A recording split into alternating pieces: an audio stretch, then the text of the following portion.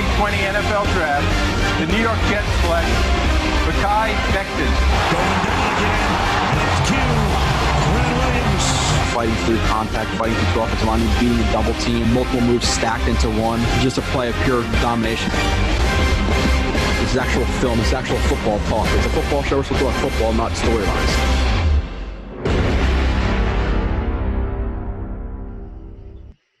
And you are listening to another edition, the 49th edition of Blewett Blitz.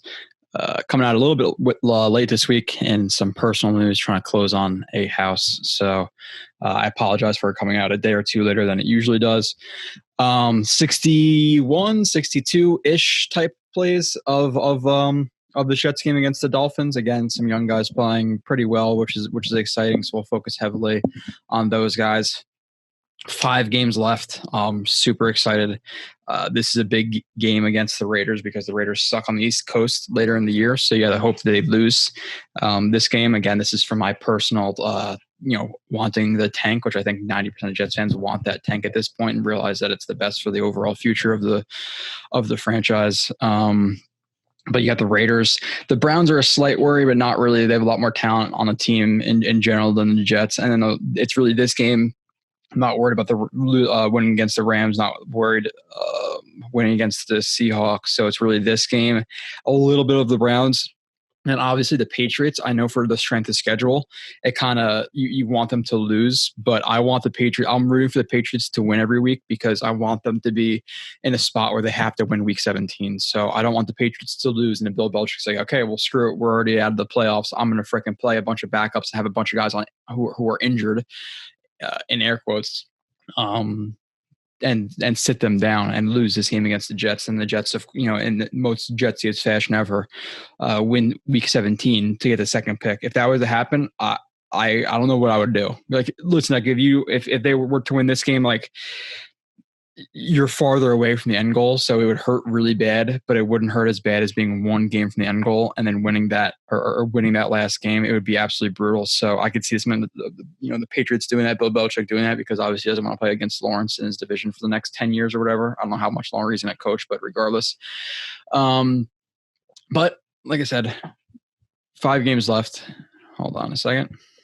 All right, and we're back. Of course, start the show. Fiance knocks on the door almost immediately. Fun.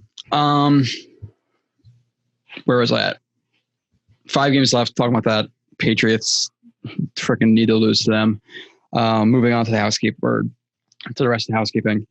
2 reviews this week, 2 5-stars. Appreciate that. Again, drop those reviews. It takes literally 5 seconds. It helps me out a lot. Get out to the popular podcast charts and all this stuff, and then it gets out to more people, more listeners. Obviously helps me, helps the website. I got to get emails like the 42nd best football podcast in New Zealand. I was like, oh, okay, cool. But let's go over the game. Again, going to run through it. Even though I got 62 plays, so it's going to be a decent show in terms of the length, but we'll try to run through it relatively fast just because I'm recording right now at 6:16 on Friday. So by the time you listen to it, it might be by the time it gets downloaded, it might be 10:30, 11 o'clock at night. So then it has like a day and a half of shelf life. So I'm going to try to run through this relatively quickly. So I'm going to apologize if it seems like I'm rushing some plays because I am a little bit, but it's something that happens. This is not my full-time job. I wish it was. If it was, you'd get a ridiculous amount of content. Oh yeah, but something else in the kind of to note, the month just started. The first Monday of the month is coming up, which is the 7th, I believe is the Monday, the first Monday of every month. I do a live stream with Kyle Smith. It starts at 6 p.m. Usually goes until about 8:39. So make sure you tune into that on YouTube. Go to Jets X Factor, to Blitz, whatever. Type it in. I'm sure you know how to find it by now.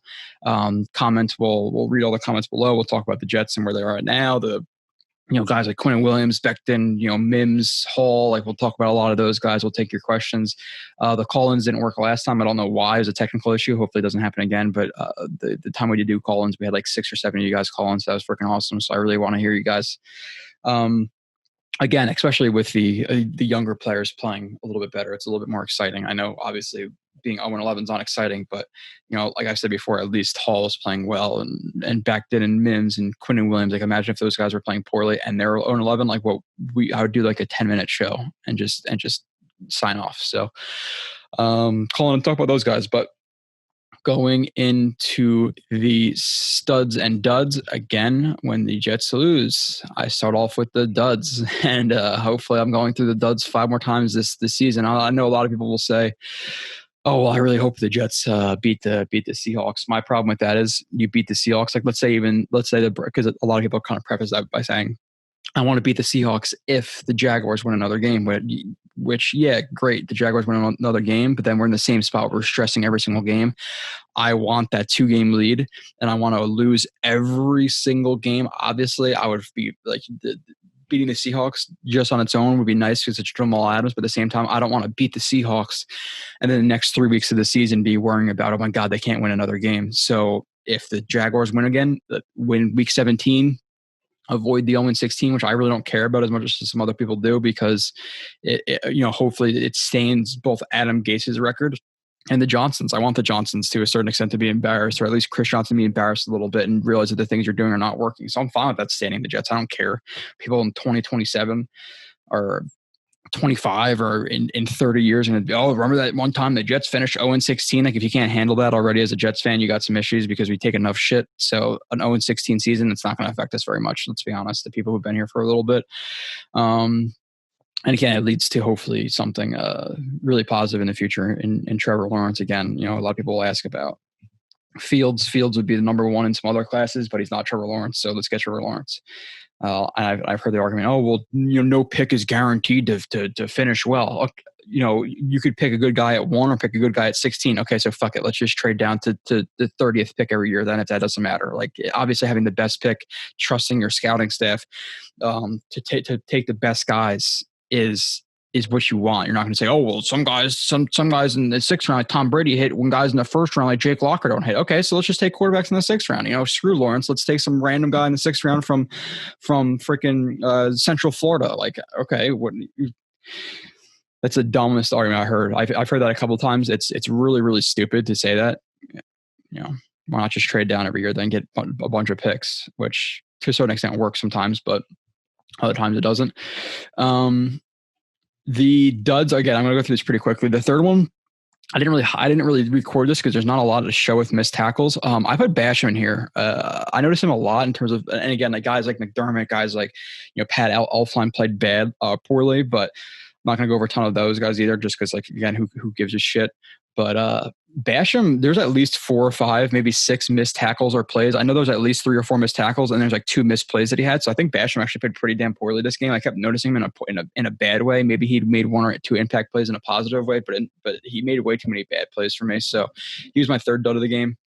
My second dud of the game, and you guys know who are going to be first, unless, or you guys know who is going to be first, unless this is your first time listening. Which, if it is, coming onto the show week 11, I'm not sure why, but hey, I appreciate any new listens. Again, I did the live stream with Jets Talk 24/7, so maybe you're from there. If you are, welcome. But let's get into the film. Second one. Oh, I got to tell you who it is first. It'd probably be good. Darnold, 16 for 27, 197 yards, 0 touchdowns, 2 interceptions. The first half, he really wasn't bad. The first quarter, second quarter, he was okay. But then he started playing brutally. So again, for a guy who, for me, in the beginning of the season, needed to come in and show that he was undoubtedly the guy, and can only have 2, 3, maybe 4 bad games this season, to have, there's not been one game I think that's been above average. I think the 49ers game was all right. I think the first half of this game was all right, but none of these games were up to the level that I needed him to play at a consistent level. Like I needed him to play like a top 15 guy multiple games this year. I don't think he's played like that once this year. And again, people, the simplistic argument of, oh, well, look at who's around him. If you don't think I factored that stuff in, you're sadly mistaken. I don't just go to Google and type in 16 for 17. Oh my God, yeah, but look at his offensive line. Like this is a film show. That's not what we do here. So he's been disappointing. It's undoubtedly disappointing. A decent first half followed up by a terrible second half is not good enough.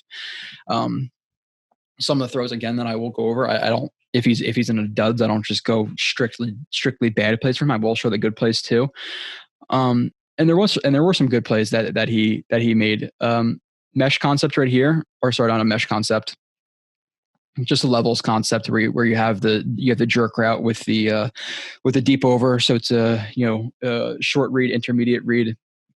You're hoping that this jerk route sucks up two guys like it does, and then you're hoping that if it is man coverage, which it is, it looks like it's a cover one hole, that he gets inside leverage and he carries, and these guys sit down on him. Good call versus man. Darnold sees that these two defenders are matching the jerk route. Realizes he has a window. He anticipates that window, so good anticipation here. Again, when he's going to throw the ball, he is 3-4 yards in terms of that horizontal relationship to this defender. So if this defender wanted to, could he have dropped back and picked this ball off? Yes, but Darnold's reading hips and reading their bodies. So if he's running this way and his hips are open to that way, it's going to be a lot harder to get back. So good anticipation of that window. Hits him.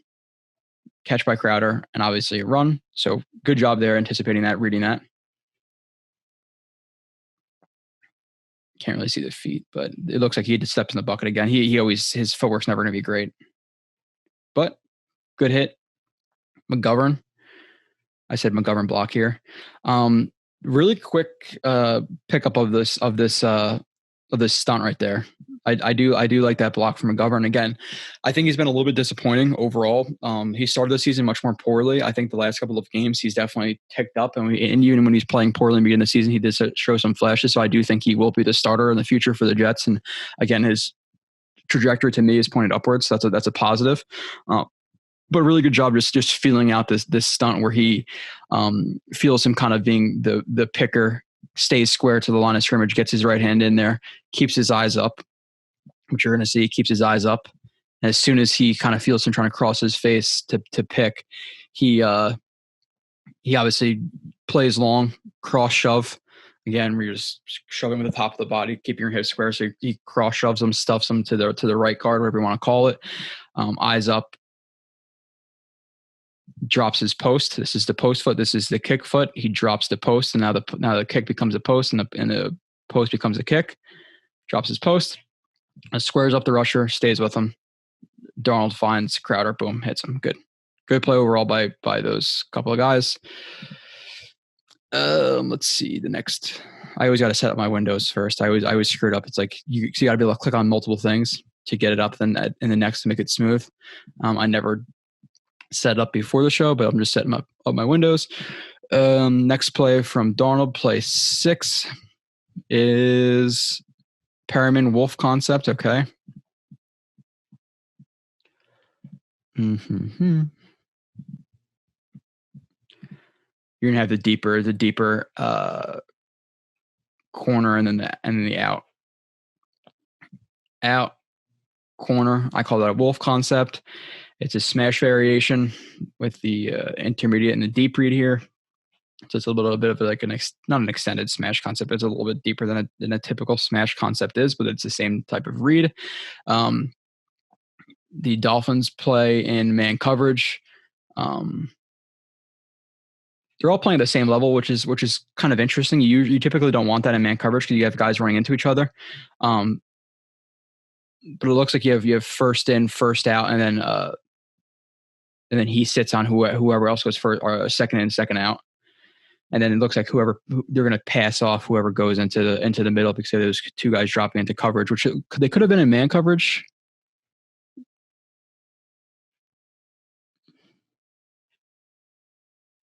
Maybe it was man in a hole. That's what it looks like it might have been.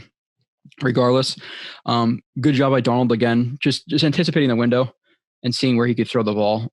Obviously, with him running the out, these two guys on this level, they're matching him, or this is basically just reading their leverage and where they are. He knows that even if this guy is going to get more depth, that he can fit this into this window, and if he can't, that's an issue. But he has the leverage. If he was cutting this short to like an out route, and he was trying to meet him to that out route, then yeah, it's a problem. But with a corner, obviously he's going to continue to run vertically, so you don't have to worry about a guy who's necessarily underneath him if you trust your arm. He runs that corner, hits him, and Perriman another big gain. And again, Perriman is a guy who, if you've been watching the show for a while, I hyped up more than in the offseason. So it was so annoying hearing the only played 5 good games, and he's a bust of a signing. I think if Perriman's healthy, he's a solid starter, like whether it be number 3, number 2. If when he's playing, he's solid. Like I think he could be a receiver who's consistently targeted at getting 1,000 yards a season. I could see that, but the problem with him is health. So I think you bring back Perriman, incentive his contract, but when he's healthy, he's producing. You've seen that the last 4 or 5 games, and even in the beginning of the season when he wasn't targeted, or he was missed, it was because of the system or the quarterback. Again, the Bills game, everybody talks about, that was like right after week 1, I'm like, oh my God, look, he only had like 40 yards. What a bad game. But again, I bring that example all the time because for those stats people out there, okay, well, 40 yards, but if could you do your easy Google search? But if he was to get hit on that throw, because again, it wasn't his fault. He didn't drop it. It was Darnold who missed him. Now you're looking at a game instead of 4 catches, 40 yards or whatever it was. Again, I forget exactly what the stats were. Now it's 5 catches for 75 yards. Now you're like, okay, 75 yards, times that by 8. Okay. That's, whatever, 1,025 yards, a good season. But just because, of the result, you're forgetting the process. So he got opened. Again, that's why I'm so much more process over result, because it's not his fault that Darnold missed him. Again, now with Tampa, it wasn't his fault that he was the fourth read. It wasn't his fault that Jameis Winston missed him deep. All these things are not his fault. So those are, you could tell the people who just like to type in stats and not watch when they have storylines like that. And it's annoying because that's 95% of people, let's be honest, if not more. So good job by Darnold seeing he's open on the out or on the corner. Perriman gets a pretty easy release here because this guy is playing so far inside. Opens up. He never challenges the stem or anything like that.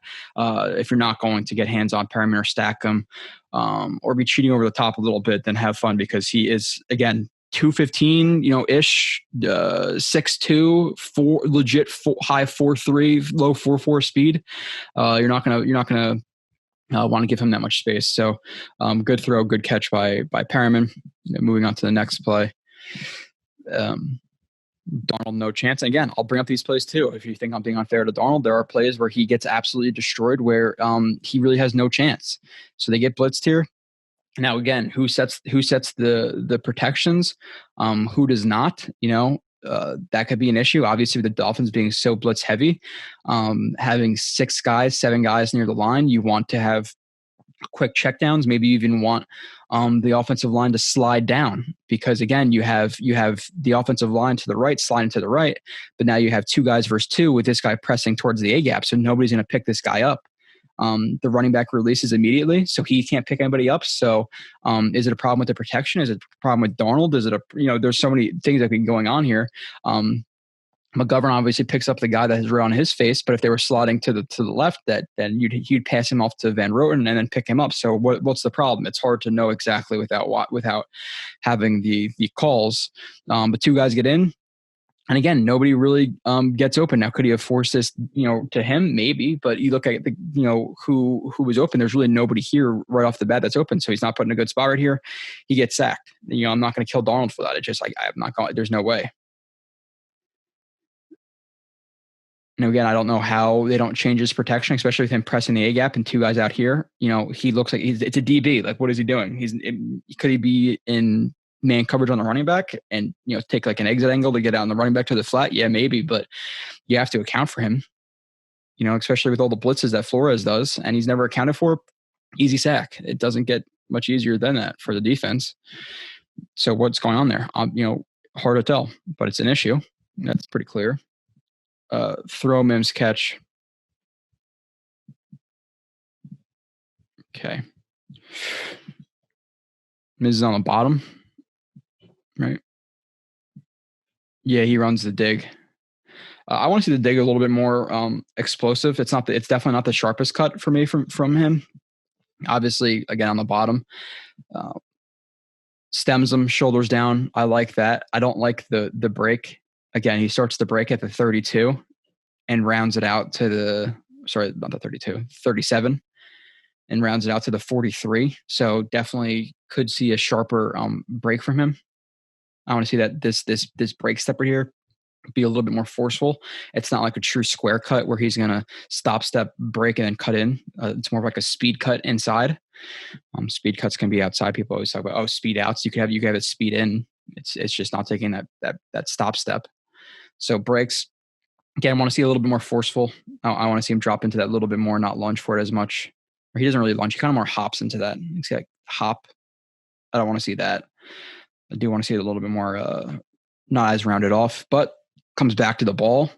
Again, look at that extension, the body control that he has, catches the ball at the high point. And again, when you're doing this, you're not catching the ball into your body, you're jumping towards it and attacking at its highest point.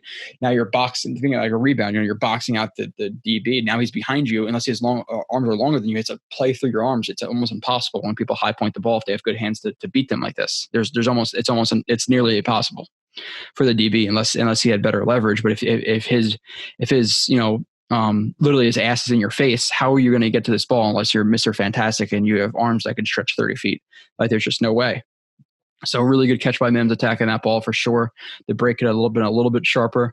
In terms of Darnold, it's something, again, I don't know if this is coaching. I don't know if this is Darnold, what it may be. People tend to cut their play action short when they're expecting pressure, but Darnold always cuts it short no matter what the situation is.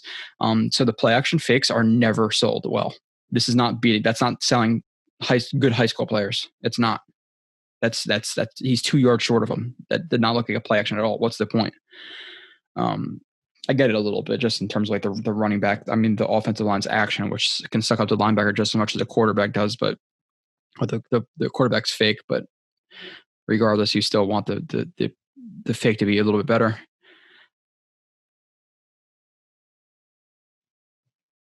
Decent mechanics, spiral, high point, really good catch by Mims. He's first couple games, man. You got to be excited for Mims. Let's see, moving on.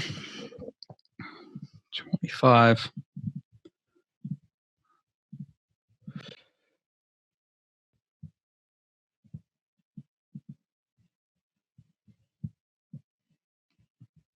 All right, Miss Crowder. Let's see. Shotgun. So this is the play that was talked about a lot on Twitter. Just to go through this quickly, you have these two guys sucking in the coverage. It looks like this is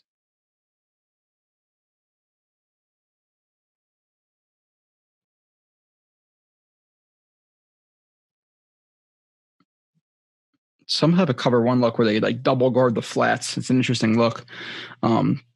From the we have man. He comes out to the flat, and then one of these guys comes out to the flat too. So it's a different type of cover one look, but it is cover one. You have these two guys suck in the coverage. You have Crowder, who works from the backfield right here and runs a wheel route behind these guys, sucking in that coverage. Now, obviously, Crowder crosses the face. This is a terrible play by the defensive back right there because he comes down way too hard right there. Especially if a guy underneath, if he does throw the flat, this guy will get to that flat and make the tackle. And if not, you could rally and make the tackle. If you never want to get beat deep, he gets beat deep. Terrible play by the DB. And the whole play was, okay, well, Darnold's looking that way. Why not throw this ball? And I will be fair. Like I said, like the Bills game, the Colts game, like there are times where he definitely misses guys that he's seeing or he just doesn't throw the ball. The Broncos game, there's plenty of examples of it. But this is a play where it's almost, if I had to bet on it, I would say that he looks off Crowder about right here. Probably about right. I remember looking at I always look by the tackles, like where are the defensive linemen when he's looking off. So if you look at and I'll tell you specifically, when you look at this defensive end versus Becton, you can almost tell when Crowder, like when you should be able to tell Crowder's open, and it's about now, about here. And this guy's about at the 39-yard line, right? And if not, definitely here. But by that point, he's stood more towards the 38. And you'll see from the other view that his helmet just comes off before that. Again, sees nothing open. And the funny thing was, too, about this, like this guy tries to trip him up, and then it looks like he dives for the first down. And they're like, oh, he gave himself up. Like, no, I don't think he gave himself up. I think he was trying to dive for more yardage. But again, drops back, reads middle, reads left, reads left, reads left. Now, do you see his head start turning right there? Just look at Darnold's head. Do you see his head start turning here? He's not looking to the left anymore. And look where this guy is at the 49-yard line, right? So he starts turning his head about, I would say, there. 49-yard line. And now if you go back to the first view, this is how you have to do it a million times when you're watching film. this guy's at the 49-yard line, so it's like right there. Like, so maybe he came off that read a little bit too soon, but it was like a bang bang play. So people like were acting like, oh my God, well, he was looking at him right here and he didn't hit him. That's not the case. He looked off at about here. So should he have stayed on that read longer? Should it, ideally does he hit him? Yes, but I'm not going to kill him on that play because it was stuff like that happens. So those are things I account for. I don't want to be unfair to the kid. I do want to criticize him fairly. Moving on. Darnold force. Okay. Another gun set. A lot of gun sets.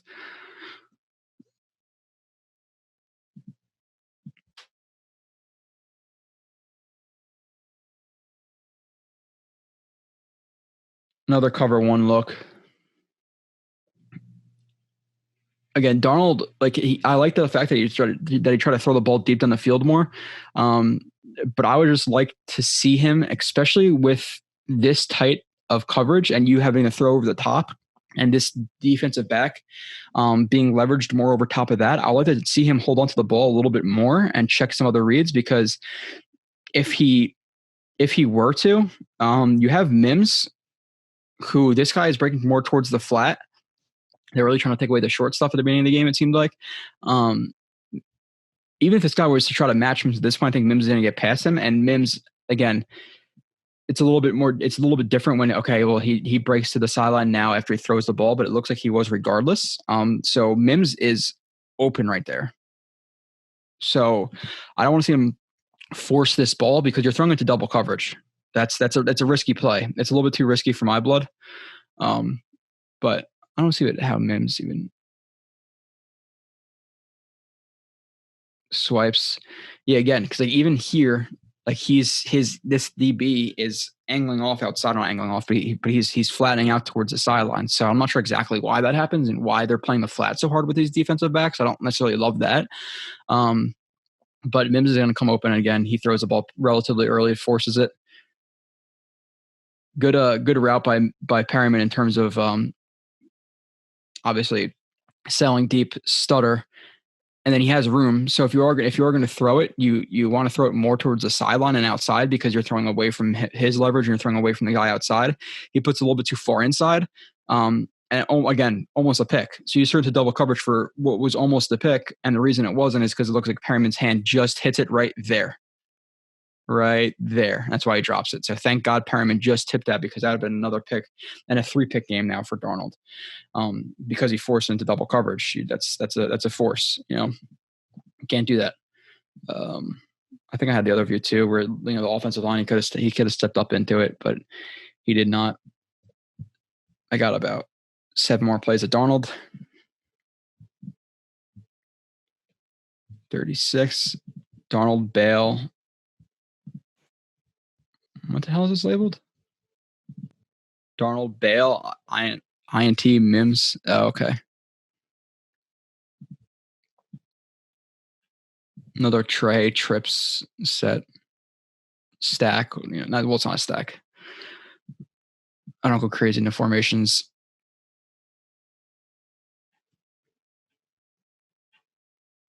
I'm blanking on what I usually call that. I don't know why, but that's what happens when you do 2-3 hour podcasts. I'm trying to get through this, especially these next 5 weeks. Like I want to highlight the young guys and stuff like that. But if am I really going to be like, oh, trips versus Trey versus Y flex versus Y trips, like Y trips he's flexed out, or if the trips is a part of the Y tight end, like all this stuff. But Darnold again rolls out. Could he have stepped up here? I think so.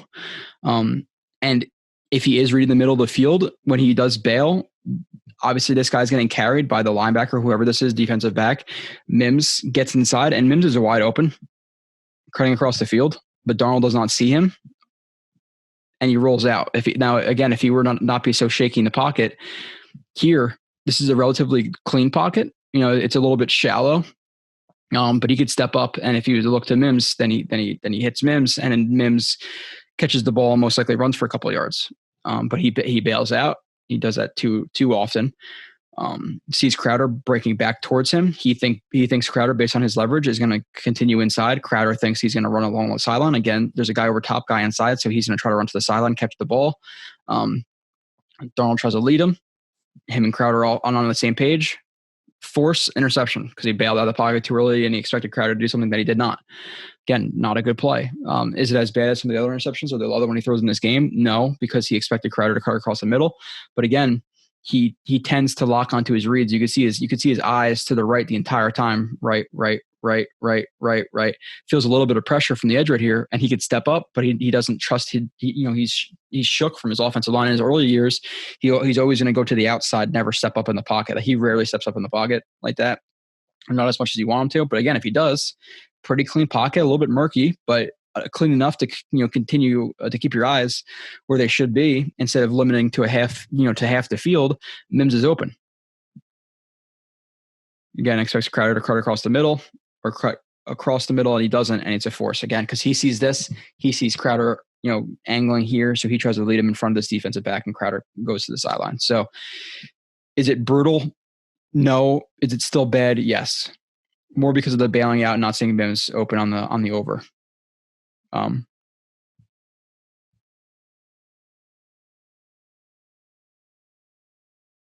Yeah.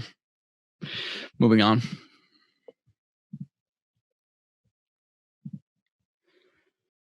40, 44, 45. Okay, see if I can remember that. Probably not. I always try to remember multiple plays. When I start talking, I forget what the next play is.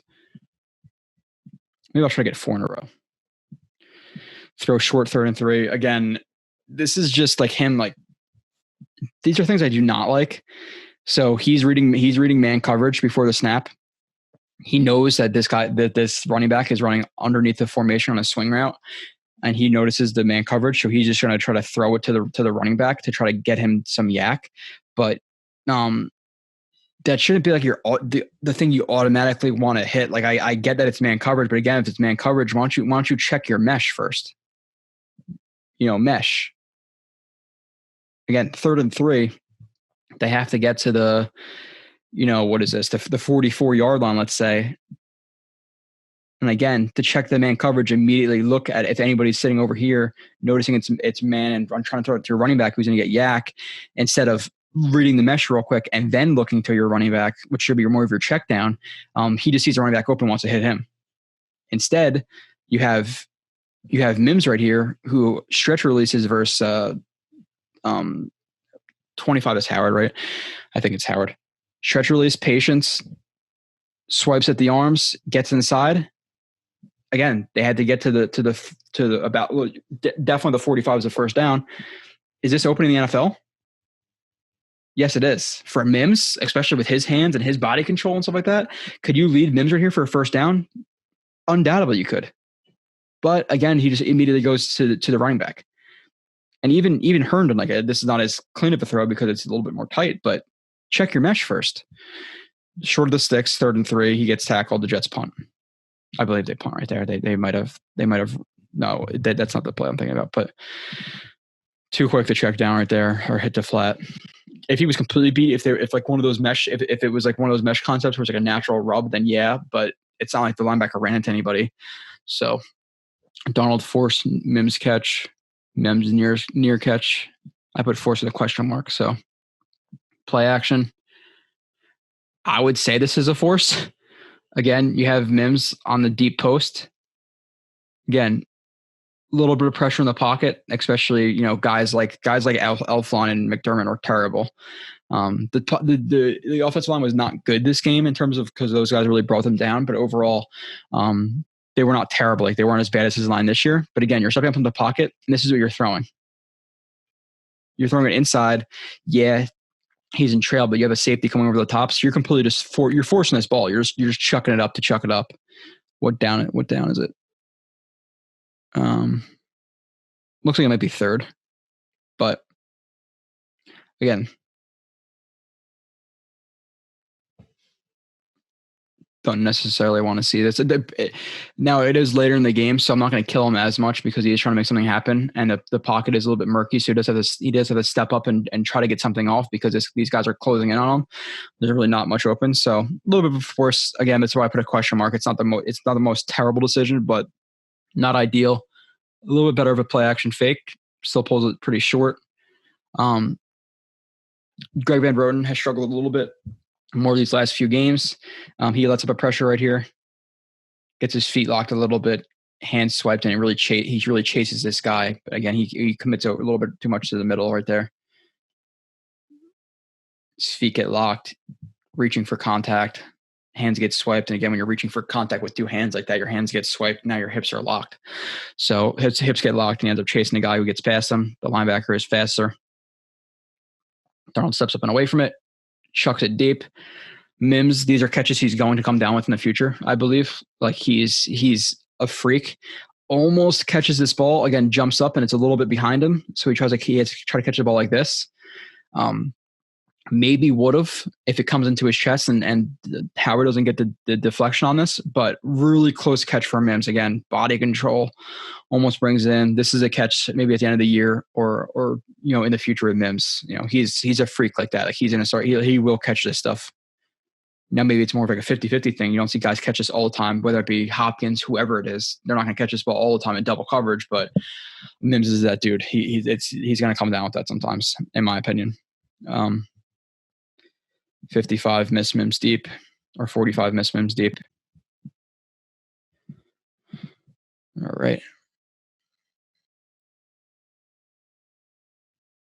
So again, deep, you have an overs concept, deep mesh. I call this more of an overs mesh. It'd be deep mesh if these guys were the two most tightest splits, but when it's the guys who are the outside splits run a mesh concept, but deep, I call that overs. So overs concept right here from Mims and Perriman.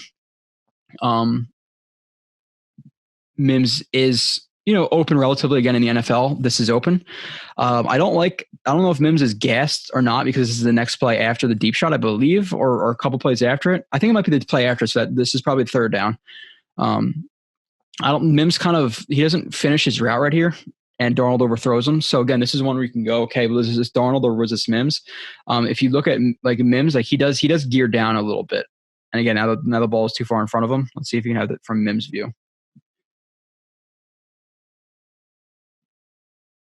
Like a split release, he's in press. Now again, if you're going to like split release like this, if this guy's in press, you're going backwards a little bit because if you're expecting heavy hands, you're not stepping up into those hands. You're stepping backwards, letting him shoot. Now you're going to deflect those hands.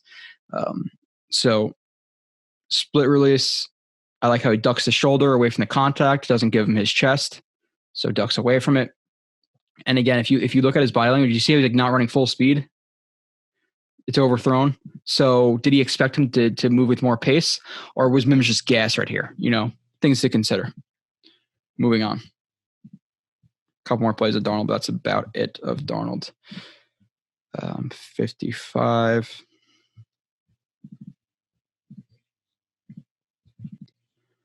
Darnold missed Perriman route. Perriman's to the top, I believe, on this play. Yeah, he overthrows him. So Perriman does a good job, 9 route. I think the release could have been a little bit better here from Perriman. He uses his hop step again, where his foot comes halfway, the back foot comes halfway up. Or no, sorry, this is not a hop step. It's like more of like a skip step. Yeah, I call this a skip.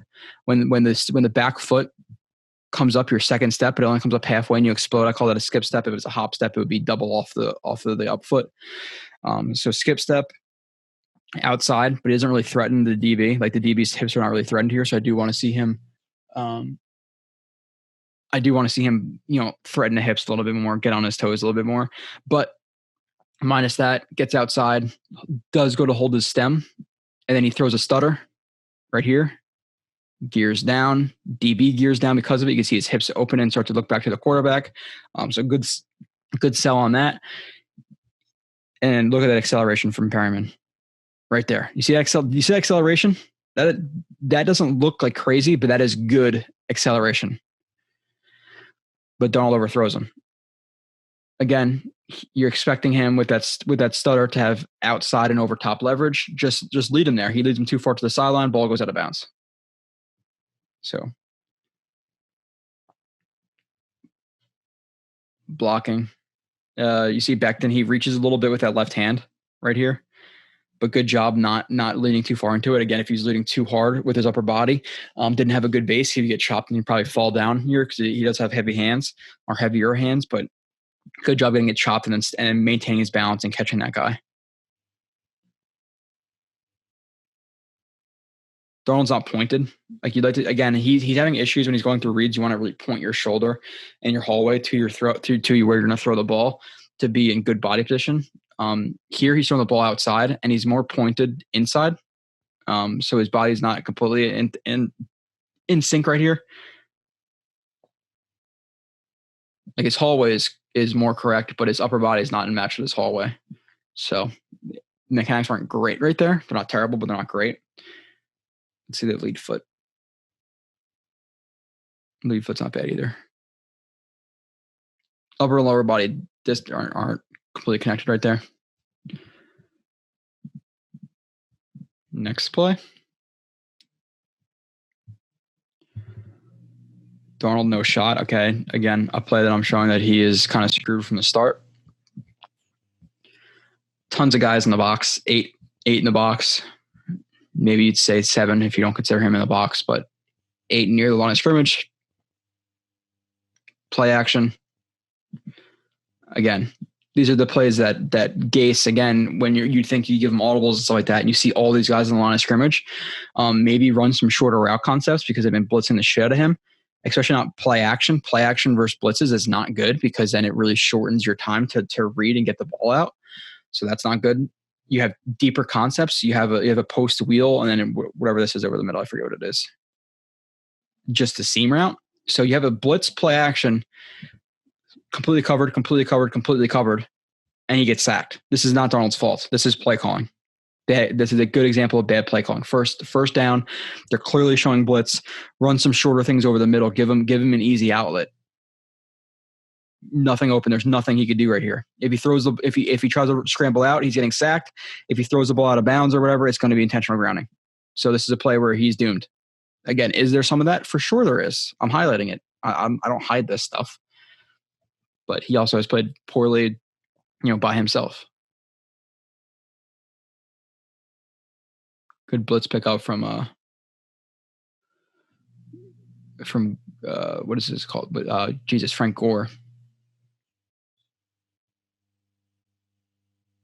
As well as he can, but tons of blitzers. He gets sacked eventually. He really doesn't have a shot right there. Let's see. Do I have any more Darnold plays? Okay, one more Darnold play. Play 59 of my recordings. This is the interception. All right.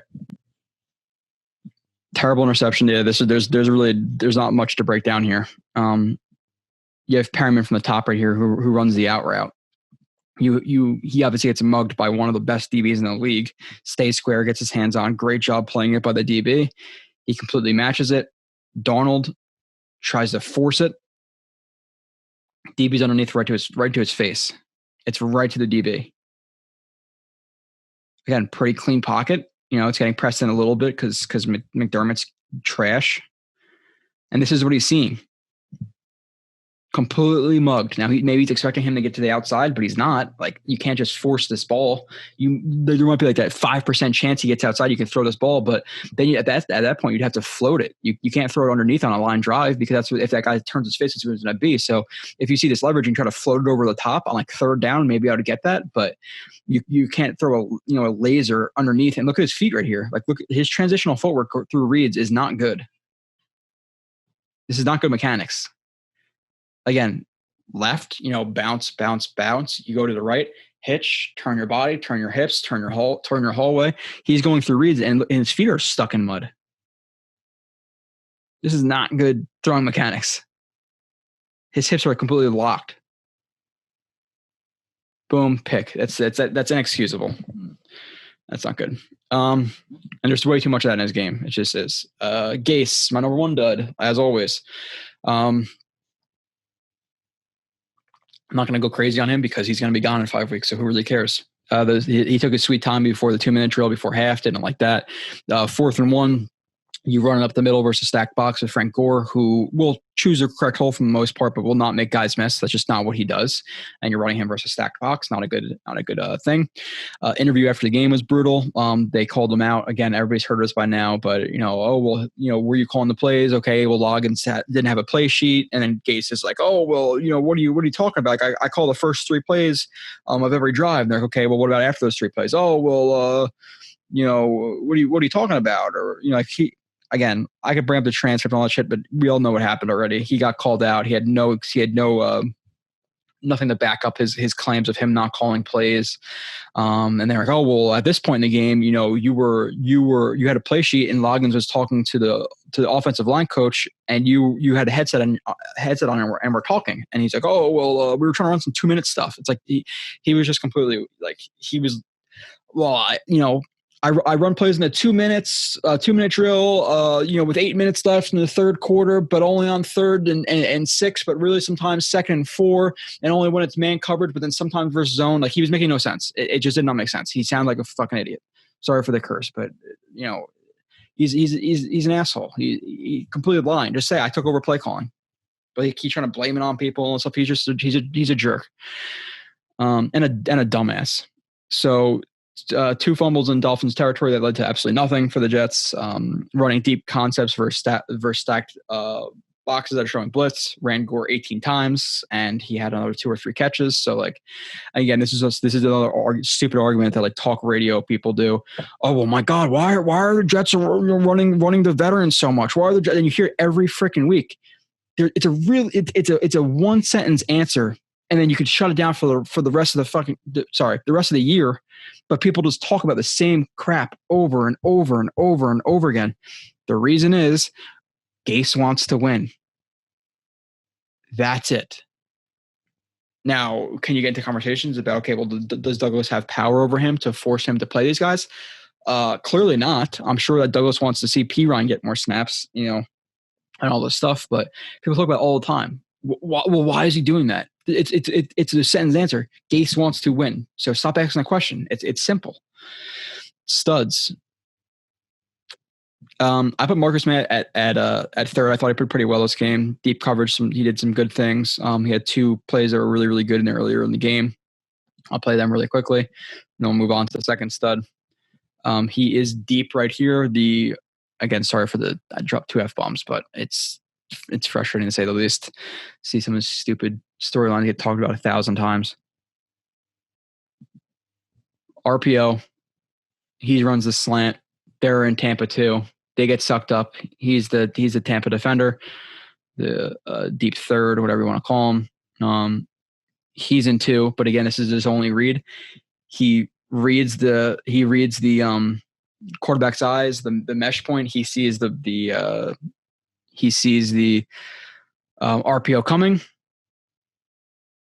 takes a good angle to the ball. He confirms it, sees Fitzpatrick throwing it. He sees him in his peripheral. He's going to cut him off, cuts him off, pass deflection. And of course, the broadcast's like, oh, it's a drop. Well, no, it's not a drop.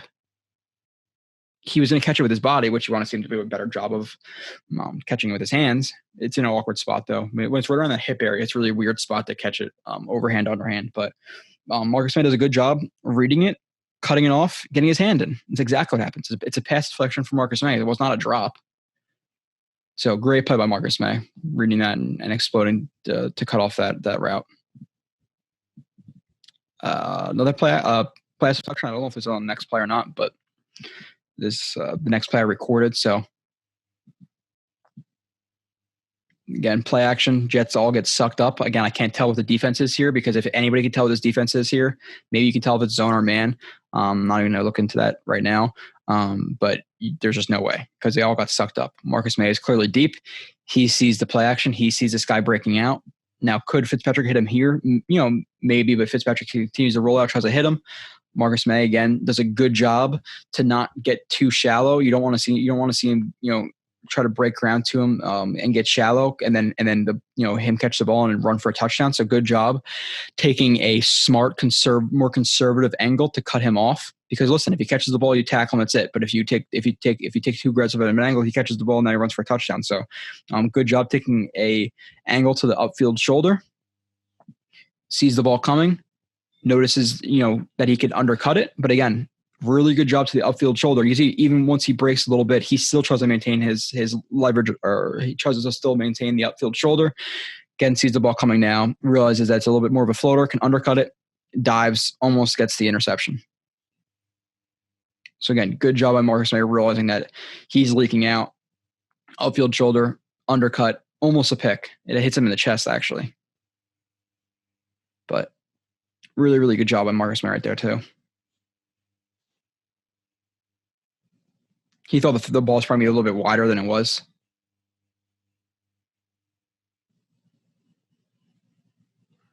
Dives, hits him right in the neck, kind of chest. Good play.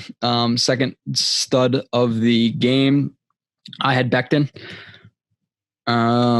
One pressure. He only allowed one pressure. The last game he allowed 0. So he's a top 10 left tackle in the league already. Year one. With some of the technical things that I do criticize him for, if he does fix those things, definitely watch out. But he played a pretty good game this game. There's some things he can clean up for sure. Again, the run game is a little bit inconsistent in terms of trying to throw guys, not maintain leverage or not maintain contact. I want to see him fix that up. He showed some more flashes of fixing that up in the Chargers game, but it's spotty. Where at first it wasn't spotty. He kept trying to throw guys, and it was an issue. Not a huge issue, but an issue for me. And he's been a little bit more consistent with not trying to just throw guys. So back then block. Again, mid-outside zone. 0 step that he likes to do. Again, you don't see that more. You don't see that as much in the NFL. People usually like to see more aggressive steps towards guys, but he did this at Louisville. Again, I didn't think he was doing as much in the NFL. He does. 0 step, stays square. 92 goes to stack him. He gets good leverage. He gets underneath of him. Tight, looks like tighter elbows. Drives him outside, maintains contact. He doesn't load up and try to throw the guy. Again, I don't know if we have examples of that, but again, they make for a nice Twitter highlight that some of these experts post every once in a while, but then they fail to post the plays where it doesn't work. So again, hands on, runs him outside, and his knees eventually buckle. Because he's trying to work off of this instep. But again, this is where I talk about like the instep. And unless your knee is going to buckle, it's the most powerful you can be. But you could see he's like bending his leg and his ankle. So really powerful driving to the outside. His knee buckles and he's on the turf. So good block by Becton. 3-4-11. Okay. Becton block. Obviously left tackle. Pin and pull. Full pin and pull. Pin, pulls. Let's take the opposite of zone in terms of rules. Pin and pull. He has to kick out the edge. 43 gets downhill a little bit. He gets hands on. Gets his body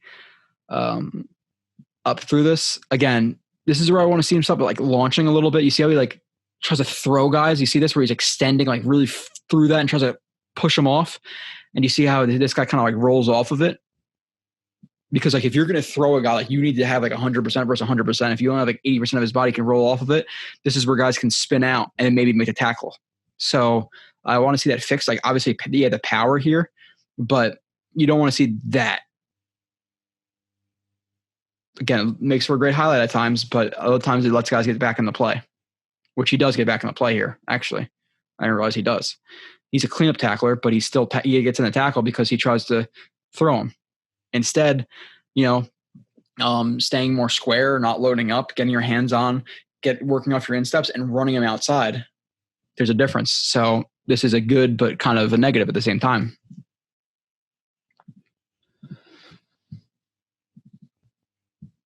Play 4. Oh, sorry. We did play. Did I do play 4? Oh, no, sorry. Okay. I don't know if I forgot play 4 in this, but play 4, 5.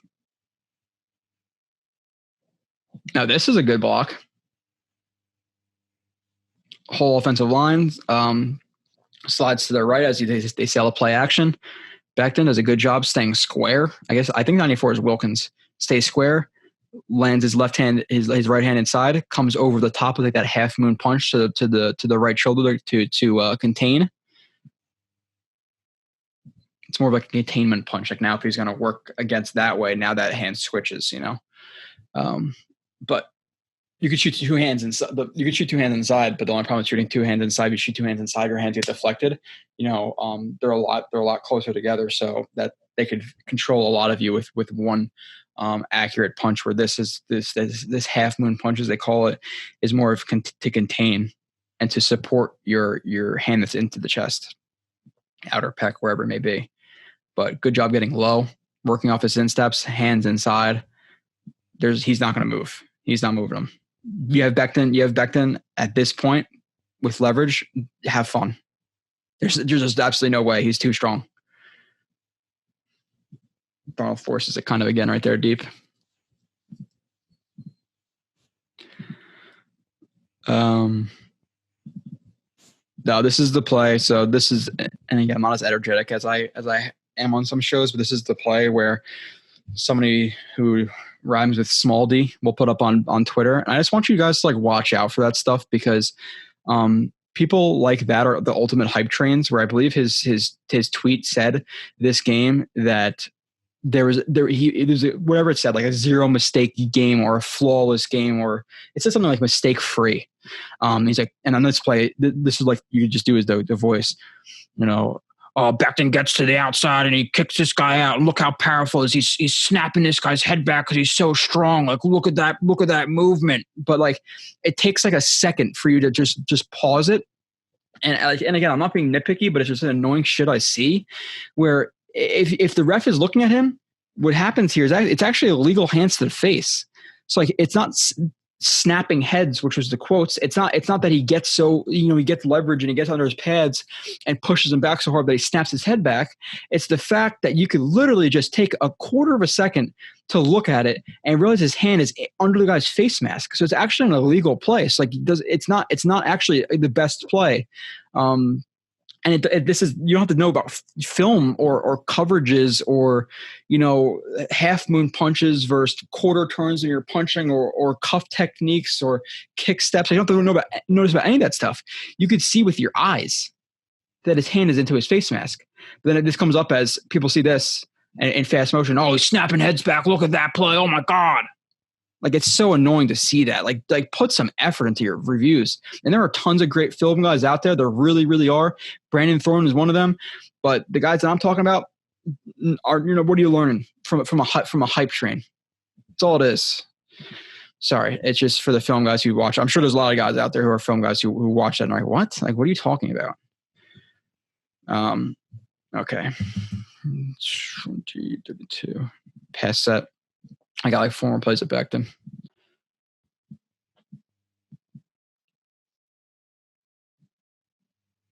Gets bowled a little bit right here on the edge, but overall, good bend in his knees, drag hand again to help out. Elf line, because if there is penetration here, he can obviously help him with that drag hand. He'll feel it. He's not seeing it, but he can feel it. At a certain point, he has to commit to his block. Really, really good timing with that hand. Again, not reaching too far, a little bit of bend in the elbow, right into the outer pec.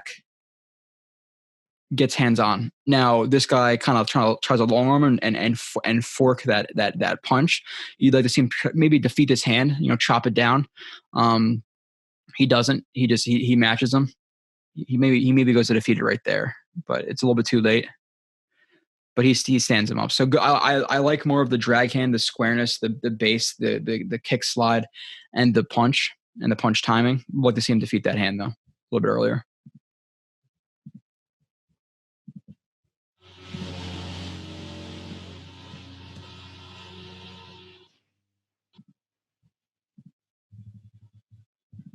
I think I have 3 more plays at Becton. I think you guys can guess who my number 1 stud's going to be this game, by the way. Okay, good block here. I like this block. 0 step. not covering your ground. It really lets the guy to kind of like define himself. Allows him to stay square if he's going to go to the outside. Now you have inside leverage if he's going to shoot inside, especially with more mid zones. If you have mid zone, his track is going to be to the inside hip or right onto the ass of Becton. So he's reading this guy first.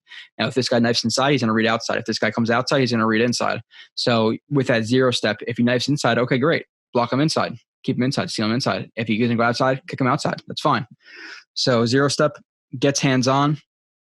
Again, doesn't try to throw the guy. Maintains his contact, runs through his hands, runs him outside, runs him outside, runs him outside. Knee buckles again. So power. This is what I want to see. I don't want to see tossing. He maintains contact right here. Runs him outside. Completely moves him. Good job. 32-56. Hopefully I remember 56. If not, I just deleted it off my queue.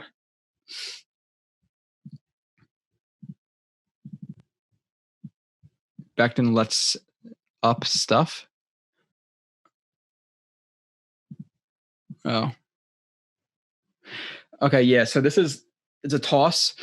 So with this combo right here on the front side between him and the tight end, he's the high leg, as I say, he's the post.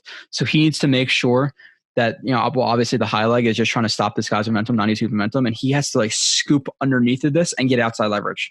Becton works into him. He doesn't cover the gap. So I want to see Becton, whether it be scooch, bucket, and get outside. He needs to lose some ground before he gains ground, where he just goes kind of right towards him, and now he has that outside leverage. With this guy's block on the combo as a high leg, he wants to scoop underneath of him and then maintain that outside leverage to cover the gap. He doesn't cover the gap. The guy works with his helmet outside, where the running back's track is, obviously, in Adams. Runs outside, lets up the tackle. So he needs to do a better job here. Again, in his flawless game where he made no mistakes. And again, I think I'm fair to everybody, but I'm not going to say he made no mistakes this game. I think that's lazy, and I think that's irresponsible for somebody who people trust. I do.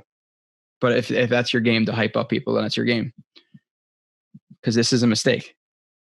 He's got to get outside leverage right here.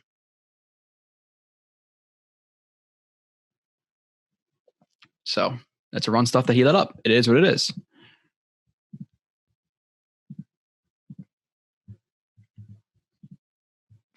$56. Becton block. And this is the last play of Becton. Then we get into our first stud. And we move on to the other guys. Yeah, again, another really good block from him. Balance, even steps. This the post foot's following the kick step. He's pretty square. His heels aren't really clicking. They're not clicking at all. Good job with that. Shoots his hand with good timing. He's not leaning too much into it. His arm is is maybe 100% straightened. You want it more like 95, 90. But he shoots it with good timing, power. He does that quarter turn where he's going to grab the shoulder pads and lock out. I believe that's what he does right here. Let's see, because that's the most powerful position. Grab the shoulder pads. Yep. So you see that he has them more straight, and then once you lock out and get him closer, now you have him closer. Now you have him tighter, easier control, and when turning your thumbs to the outside, you have better control. It locks your elbows in, turns it. Good leverage, good base. Completely shuts down the rush right there. And Jeff Smith makes the first catch in 3-4 weeks, whatever it is. First stud of the game. Let's see. First stud of the game, Quinn Williams. Easy. He was dominant. He's been dominant. The last 2 games have been his best of the year. I would say this game, and I would say actually, I know statistically wise, he's been really good this game, but the 49ers game at the beginning of the year was hard to beat too. That game was elite from him, but he's been, really, really good. Just really, really good. That's all I got to say. 7 pressures, 7 tackles, 1.5 sacks, 2 tackle for losses. That's it. 2 pass deflections, I believe, too. I didn't put that in there, but Fantastic game from Quinn Williams. He's rounding out to what we thought he would be. Again, people thought he was a bust after his first year. That's on you. The tape does not lie. It did not lie in Alabama. That's why I was so high on him, and I was talking him up so much because his film was elite in college. Elite. And he's 22 years old. That film was elite in college, and that was his first year playing defensive tackle. He added like 30 pounds to play defensive tackle. He dominated. So coming to the NFL level, was he have to adjust a little bit at such a young age and so new to the interior defensive line position? Yes. And look what's happening now. Like, he's 22 years old, and he's one of the best defensive tackles, probably top 5 so far this year, and especially the last couple of weeks. He's easily top 5, top 6, and this is his second year on a team with not good coverage, with not good edge rushers. If he has good edge rushers and better coverage, watch out. I think he's gonna be a guy who's gonna get 10+ sacks the next couple of years. I do. Again, right here, 2 tech, aggressive step up field. Notices that the center is obviously sliding to get him or to block him. Lands his hands inside. Good leverage. Eyes still in the backfield. Sees that it's play action. And look at he has a really good job right here connecting the upper body and the lower body, matching his feet with his hands, where you obviously want to clear the hips. You want to get past his hips. You want to get past that level. So he stands him up. Looks like this is really good. Again, hands inside, torques him, which gets him off of his he makes him unbalanced. Now, again, he's stacking him because he's not sure if it's a run right here. Sees the handoff or sees the play action. Look at his technique in college was so great. And in the first year, it looked like he was thinking a little bit too much. But now it's starting to come through where the game is definitely slowing down for him. Sees that it's not a run. Look at his right hand placement. Watch that. Watch the right hand, elbow. Forks it up. Now the left hand, which is this center's main point of contact, gets lifted up, and now he has no power. Now after he lifts that up, now he's going to cross over this right foot, pair with a rip. So really good technique right there. Rip, hit the quarterback. Now again, look how quickly he wins. Maybe if this is a better coverage unit, maybe this is a sack now. Now you're looking at 6 sacks instead of 5 sacks. Like, that's what I'm saying. Process over results. Results suck. It's all about the process. I hate results. Obviously, with certain things, but the process is so much more important. Really, really good technique right there. Awesome play.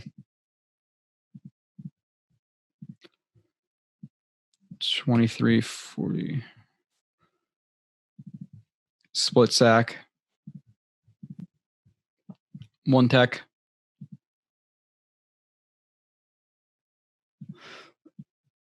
Again, there's just some gap exchange. He's hoping to pull the center.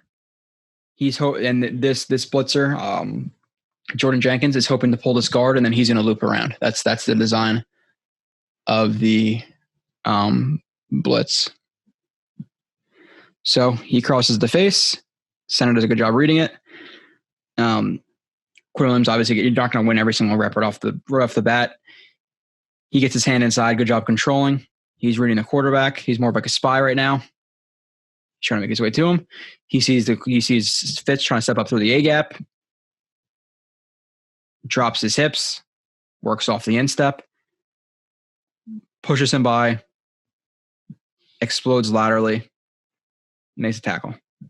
Again, just good job reading the quarterback. Good job reading the situation. That's a half sack for him. With I believe it's Jenkins, right? Q sack. So this is his 1.5 sacks. We're going over that. He's the 1 tech right here. Again, and this is a stunt.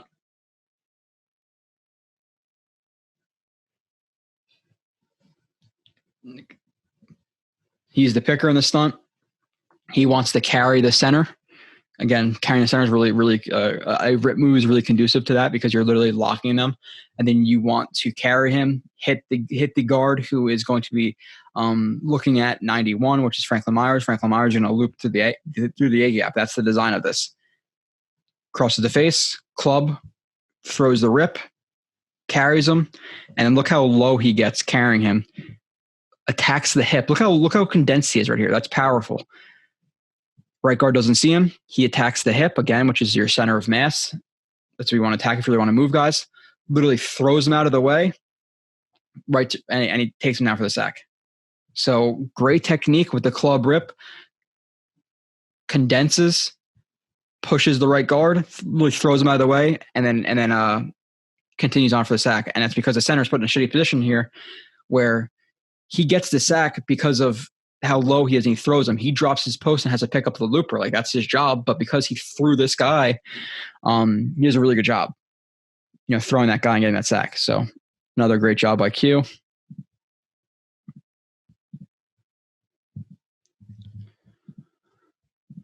Okay, next. Q forced fumble. Again, dominated. He just dominated this game.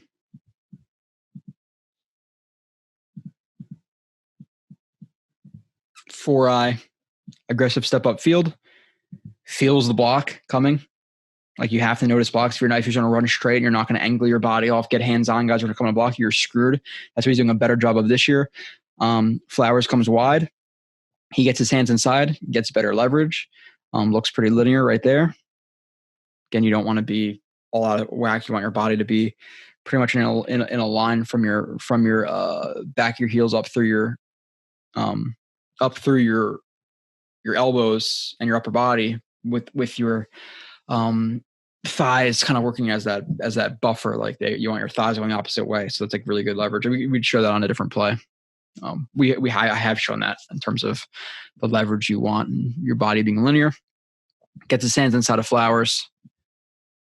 They run a mid-zone split. He looks at the mesh point, sees that the run is going this way. He kind of backdoors it. Literally widens and just throws Flowers. That's just torque. That's just circular force, power in the core. He's just throwing his guy while staying square. Sees the running back try to cut it back. Disengage, tackle. And because he's trying to cut back and he's trying to jump cut right there, the ball comes loose because he's trying to jump cut. You see how it raises? Now you don't have the points of contact you want on that ball. He puts his face right on the ball, pops out, forced fumble, and the Jets recover. Again, look how quickly this happens. Throw, boom. Like, he is impressive. Keep playing like this, young fella. I think he's only going to get better too, which is going to be scary for some other teams. 46-47. Q, pass deflection on screen. 2-eye right here. Again, he's typically a 1, 2-eye, 2, 3. You can see him at 4-eye too. He plays pretty much anywhere in the box, but he's good at all of them.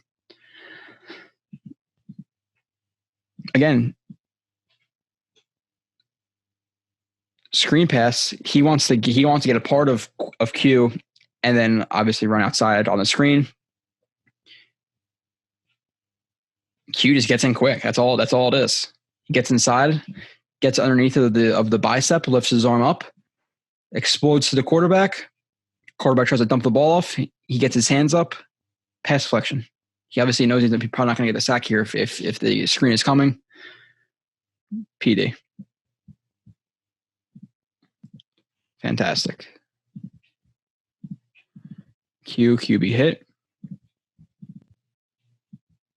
Again, he's not making an impact now. Like, what are people saying? Do you still want Brian Burns? Not Brian Burns. Was that Brian Burns? Yeah, Brian Burns was later in that draft, right? Do you still want Brian Burns or Josh Allen? I don't see a lot of people with Josh Allen stuff now. He's dominating. He's one of the best defensive tackles in the league. I would say top 5. And especially his trajectory. Like, how many guys do you want over him? Realistically. Again, blitz design. He's going to cross the face of the center. Eventually gets picked up by the right guard. Gets his hands inside. And so he actually gets the right hand inside, and then he sees this hand coming up. He actually controls that right arm and literally grabs it. You can see him grabbing the arm. grabs the arm, throws it down. Like for him to get his hand inside to bull rush him back and then control the arm that's really going to contain him, literally grabbing the forearm, throwing it as he's going to clear him. He doesn't want to throw him. He doesn't want to throw the arms and let him still cover his hips and get his hands back on. He wants to throw it as he's clearing. As he's clearing, hips are even, throw it. Now you're going to work past them.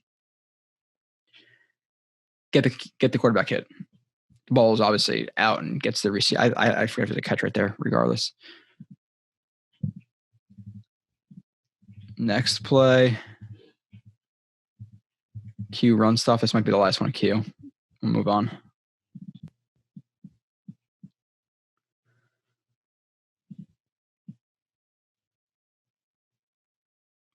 Again, a little bit of a gap exchange. Lined up in the A gap, responsible for the B, or even the B and the C. If he's two gapping, gets his hand up inside the left tackle who steps down to him. Again, this is versus a combo. High leg post. He dents the post, as I say. You want to dent the post. You want to take on the guy who's probably going to take you on because you don't want to throw all of your momentum in the high leg. Obviously, if you're going to blow up the high leg and get to the mesh point, yeah, it's fine. But more conservatively, or the smarter way to do it is to dent the post. You don't want to throw all your momentum into him and have the post step in and take you, scoop you, whatever. Hands inside. Really powerful to his feet with his insteps. Extension. Power through that back leg, right leg. Sees the running back, reads the running back. Sees him cut the run back. Steps through with a rip. Through, rip, tackle. Played in full speed. You can appreciate it. Just the power to reset himself, to extend, to lift this guy up. And he lifts him up. Now this guy's momentum is going backwards, so he's not having power into Q, and that's why he could step through and rip. Damn. He's getting there. That is for damn sure. One more play of Q. I'll move on to the bad from the offense, the bad from the defense, and continue on. Q run stuff. This is the last play recorded in this game.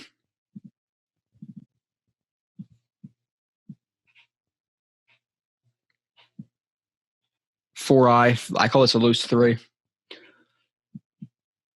Loose three technique. Again, feels the blocking scheme. You could see him feel this guy step down, or not down, but try to get inside of him. So the run is most likely, obviously, with the running back and this guy stepping to his right. The run's most likely, if it is a run, going to go to the right, unless it's like a crazy slow developing counter, which can happen too.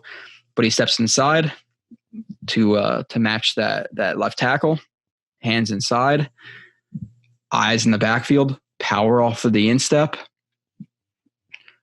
reads the running back, extension,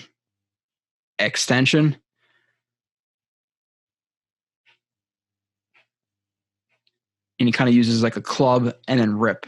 So to throw him opposite way, rips through while he steps through with his right foot. Yeah, steps through with his right foot. So you never want and generally you don't want your feet crossing, but when you're stepping through like that, you can. Steps through, stuff. Like what else? How much more do you want? And again, like I think he's at like 6 sacks right now. I think he missed a game or two. I think he missed a game. So he's like 5-6 sacks, missed a game or two. Now, if you have the Broncos sack, that was a sack that they called back or whatever, like, did they call that back? Roughing the pass or whatever the hell that was. I think that was a roughing the pass. That was bullshit, but regardless. Moving on to the bad from the offense. Didn't really record a lot from this. McDermott, bad. Do you guys want to see a bunch of plays on McDermott? I don't think so. Okay, good. That's why I didn't record him. Greg Van Roten, overall, I showed the one play, him giving up a sack. He gave up a pressure or two this game. So he struggled a little bit more this game. Again, overall, for what you're getting for a guy for $3-4 million a year, he's a below average guard, but he's a below average guard who plays every snap. Brian Winters was an extremely inconsistent guard, probably worse, I would say worse than Greg Van Roten, but was always injured. So Greg Van Roten has worked out as a signing, undoubtedly. People, oh my God, well, Joe Douglas, look at all these signings that didn't work out. Greg Van Roten for $3 million is a good signing. Now, do you want him as a starter? No, but in terms of his value versus contract, he's outperforming his contract, in my opinion. Especially the games, like there's multiple games in a row he gave up like no pressures. The last couple of games he's given up a couple and a sack, but it happens. Elfline was bad, leans in the blocks, he's terrible, technique, whatever. Not good. I have one miscellaneous player from bad. Oh yeah, the stuff on 4th and 1. They all down block. He runs to the B gap, I believe.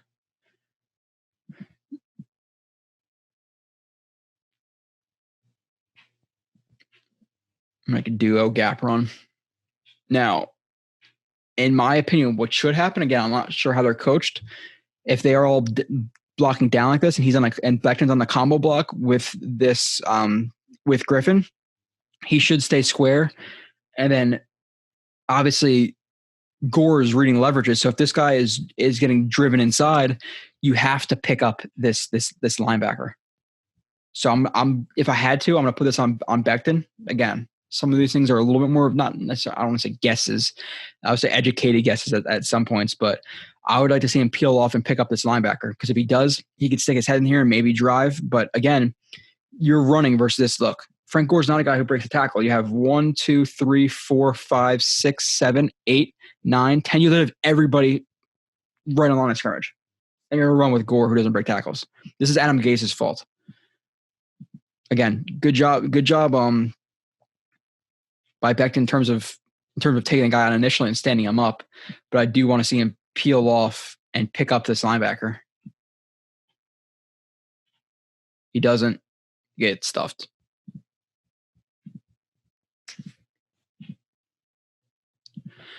Bad from the defense. I put Zuniga, didn't really have an impact. I think he might have had one pressure. I don't know if people label it pressure or not, but he almost got to the quarterback. The ball was out really quickly with a bull rush. He's, again, young guys, no preseason, no training camp, was injured. Like, let's not get crazy and call him a bust already, but he hasn't performed as well as you want him to. So it's a negative, but overall, it looks like he's just moving a little bit too fast, from my opinion. Lange in coverage was not very good. I think this might be the play of him. I only have one play. Oh yeah, this is on Lange. So this is a touchdown on Lange. So it's not really miscellaneous, but this is Lange. They drop back. Obviously, goal line defense. More of like a soft cover 2, like a green 2 or a red 2.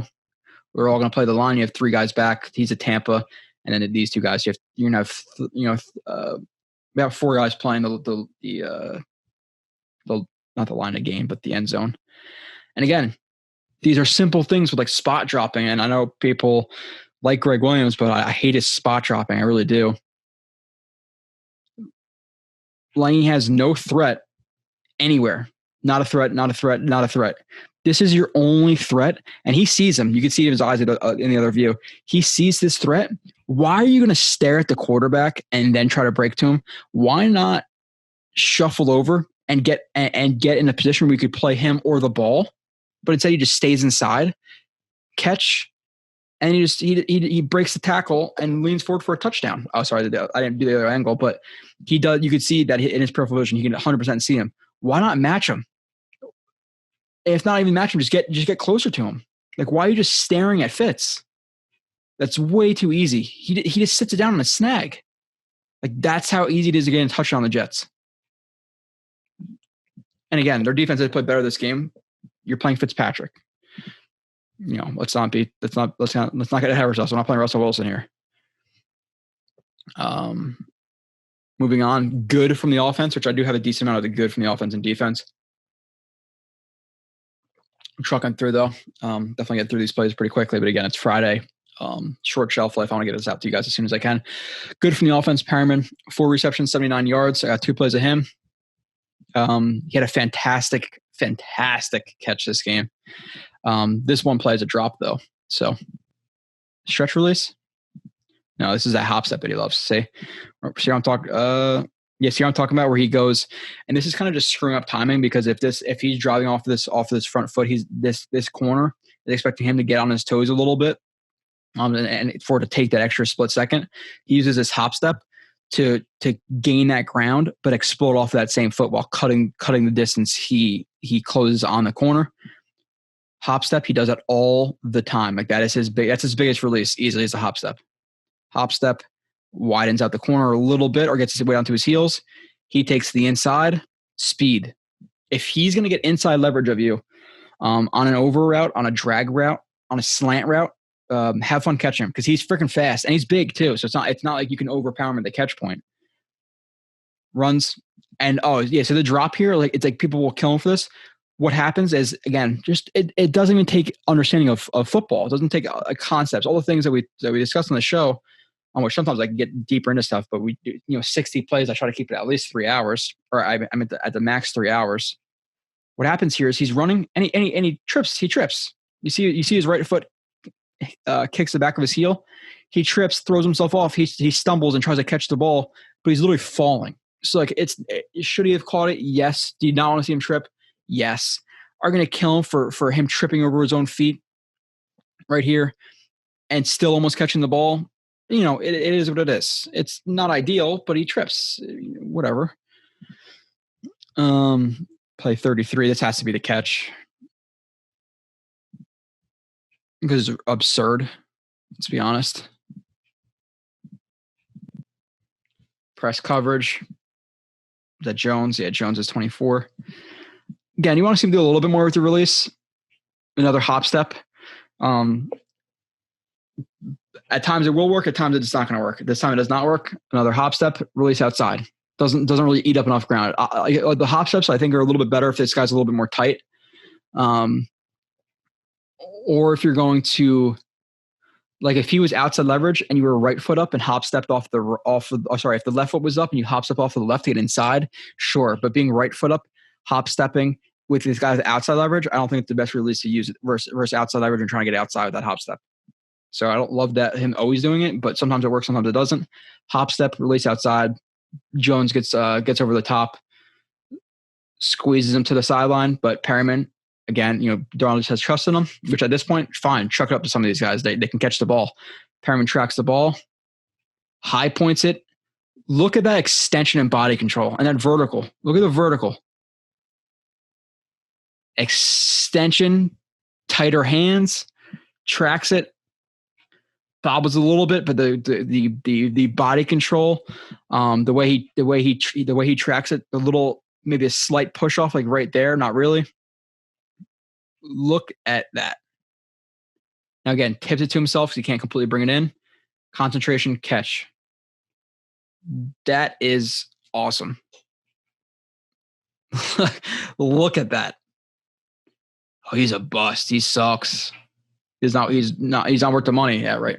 When he's healthy, he's worth the money. That's for damn sure. I'm fine with him signing a $10 million contract with the Jets next year. That's incentive list. Base of, I'm not going to go through the numbers, but base of $5 million. Every game you play, again, don't go, oh my God, that's really equals $12 million. You know what I'm saying? Base of 5, every game you're healthy for and play, it's $300,000. Like something like that. Because when he's on the field, he's a solid starter. Is he number 1? No. Is he a decent number 2? I think so when he's playing. I do. Moving on to the next receiver, Mims, 4 receptions, 67 yards. I got 3 plays of Mims. Mims catch, Darnold throw. Okay, this is like I think this is the pivot route. Yeah, pivot route. He's the outermost guy in this on this trip set. Bunch, whatever. Again, pivot just widens whoever out. Again, it's first zone coverage, so he gets lost in the shuffle a little bit right here. But decent pivot route. Gets out of it relatively fast. Darnold, good anticipation right here of this window. He's getting some pressure. He sees Mims and get behind this linebacker. Again, this is anticipation of windows. Throws it right behind that linebacker. He goes to throw the ball here. Look at that. So for the people like, oh my God, that receiver in the Denver Broncos game wasn't open. Like you're telling me he can't make these throws, he can't make these plays, he can. This was even a little ballsy, to be honest. Like he's really anticipating there. So thank God because honestly, listen, like again, this is one of those gray areas. If that linebacker was good, and saw him loading up and didn't know what was behind him, maybe he squats down a little bit. He's lucky that guy continued outside. Even right there. Like, he throws the ball. If this was a good linebacker or DB, whatever he is, he probably sits it down and picks this ball off. If we're being honest, again, process versus results. He is lucky that the guy continued outside right there. This false step outside, but anticipates the window again. Probably more of a bad thing there. I think that was a little bit too risky, to be honest. Mims catches the ball again. It's a linebacker who he has that outside track or whatever momentum, but he still could have easily read the shoulders, read the hallway, and noticed that the ball was going inside. He's obviously not used to being in coverage. If he was, he probably sits it down right now. But he takes that extra step outside, gets right behind him. Good anticipation. I'll give it to him. A little bit risky, but good. Mims extends to it. Look at the extension. Runs for an extra 15, 20, whatever yards it was. Again, not good footwork. You don't want him throwing, where my mouse is going with his foot pointed to the sideline. Like this hallway, again, the center part of his midfoot and where it's going is good. But you want that matching up with his shoulders, matching that up with his foot. You don't want this lead foot completely toward the sideline with his midfoot, his hallway pointing forward to the ball is going. This is bad mechanics. That is not good. This is showing me you want to throw to the sideline. This is showing me you want to throw to the middle of the field. They're not working together. But look at that catch. It's one hand, and then the second hand comes underneath to secure with his fingertips. Awesome. Okay, 28-34. 28. Becton block, Mims drop. Okay, so Mims had a drop. Good Becton block again. Okay.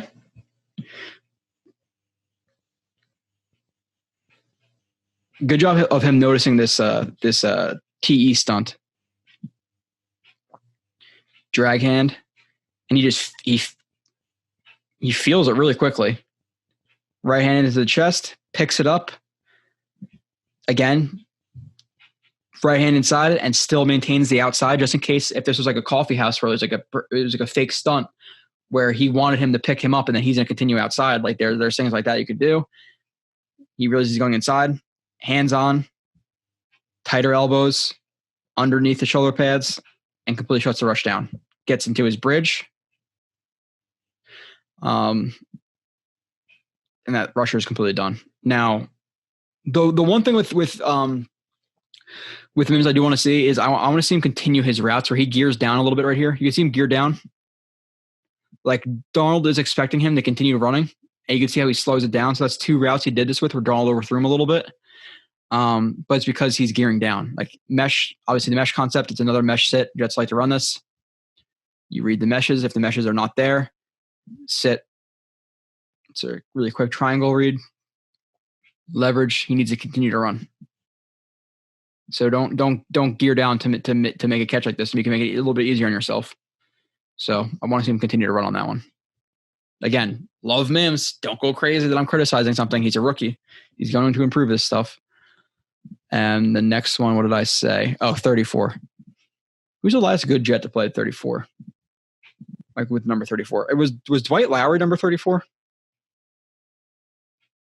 Jaquan Jarrett? What number is Jaquan Jarrett? 39? No, that was Antonio Allen. Jaquan Jarrett, Jets. 37? Damn it. Dwight Lowry? Jets. Is he 34? He was 25?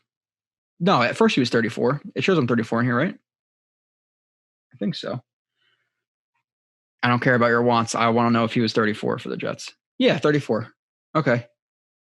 Oh, he changed his number to 26, though, too. At one point, he was 34. I'll give myself credit for that. Bottom of the screen right here versus Xavier Howard.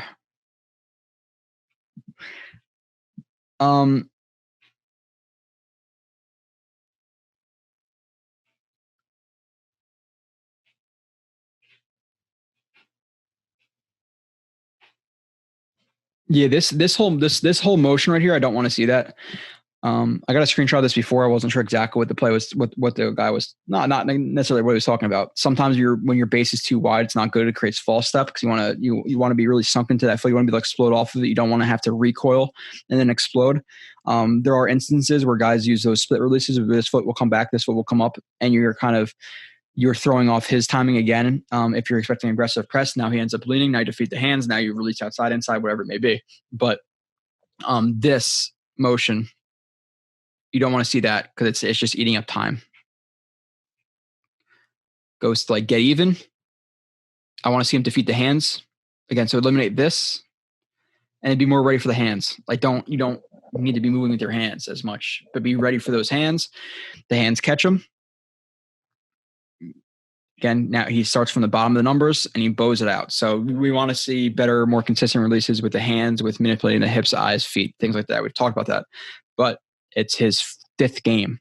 He's going to get better, and I think he's going to be number 1. I really do. Darnold just chucks it up. He says, F it, YOLO. And Mims almost makes a ridiculous catch, but gets a PI. I get why it's a PI because he jumps and he holds himself in the air with his elbow on his shoulder. So it's a PI. It is. But he's kind of defending this pass because Darnold, again, you're throwing it versus one of the best corners in the NFL when you completely stacked your receiver.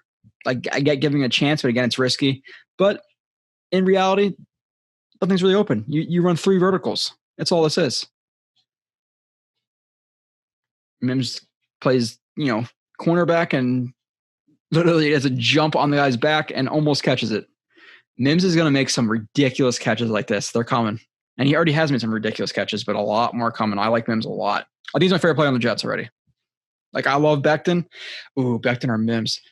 I don't know. Maybe Mims is more new. I like Becton too, but those two guys are freaking him, Q, and Mims. That's awesome. That's a fun trio to watch. And then you have Lawrence next year, hopefully. And it's not Lawrence, it's Fields. I want Lawrence, man. I don't want to get second place. I want to get a second place prize.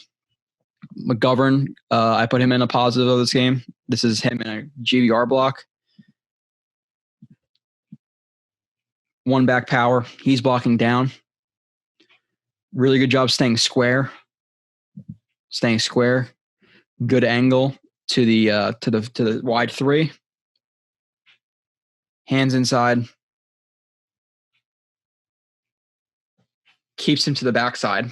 So he's blocking down to him, allowing the right tackle to cover because you don't want him just shooting this gap and the whole run is screwed. So he has to block down to him. So he blocks down to him and then gets to the second level after he gets position. Hands on, runs to the second level, gets hands on him, hands into the rib cage, drives him outside. Awesome. That's a great play by McGovern. Really, really good play right there. Good stuff. One more play, McGovern. Oh, I had Greg Van Roden. It's a good puller on that too. I forgot to show that, but I'm not going to go back. 26, the other Dwight Lowry number. I think it's played the Jaguars too. It's like 25 with them, I think. McGovern block. Again, really good job getting to the second level right here. Hips to the second level, but he plays long. He gets that left arm inside, again, allowing 67 Elfon to get positional leverage or hopefully positional leverage to cover the play side gap. Again, use a bunch of different terms, but really good job. Eyes up to the second level. So if you have to break off, if he's shooting aggressively, then you have to, and you have to hope Elfon can get in position. But square hips, playing long, lands his hand, eyes to the second level. Look at that extension. Look how much he helps Elfon right there while staying square to cut off this linebacker. This is a fantastic block. Hat on a hat, drives him outside. Now, this didn't work for a couple other reasons. Obviously, you want to see Elfon do better here and defeat that hand and get positional leverage. If he does get positional leverage, he blocks him, he holds that, and now he's running for a bigger gain.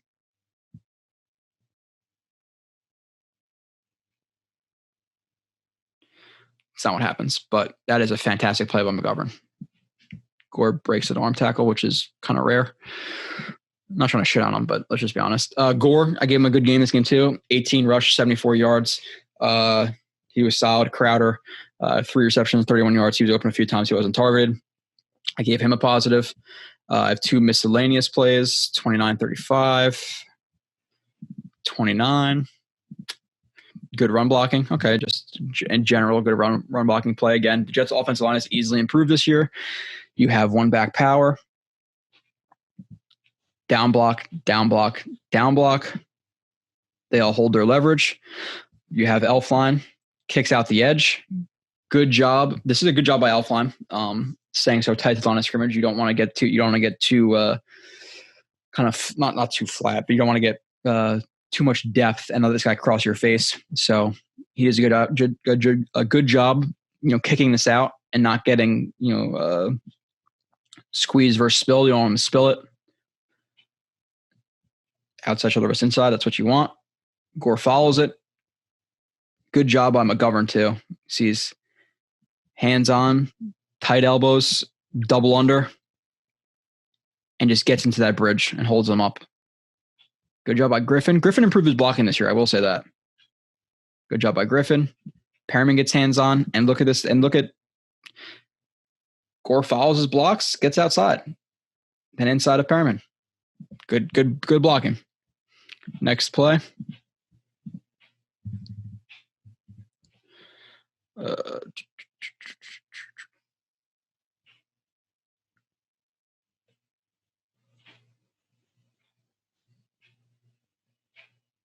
Okay, sorry. Good run block. Oh, another one?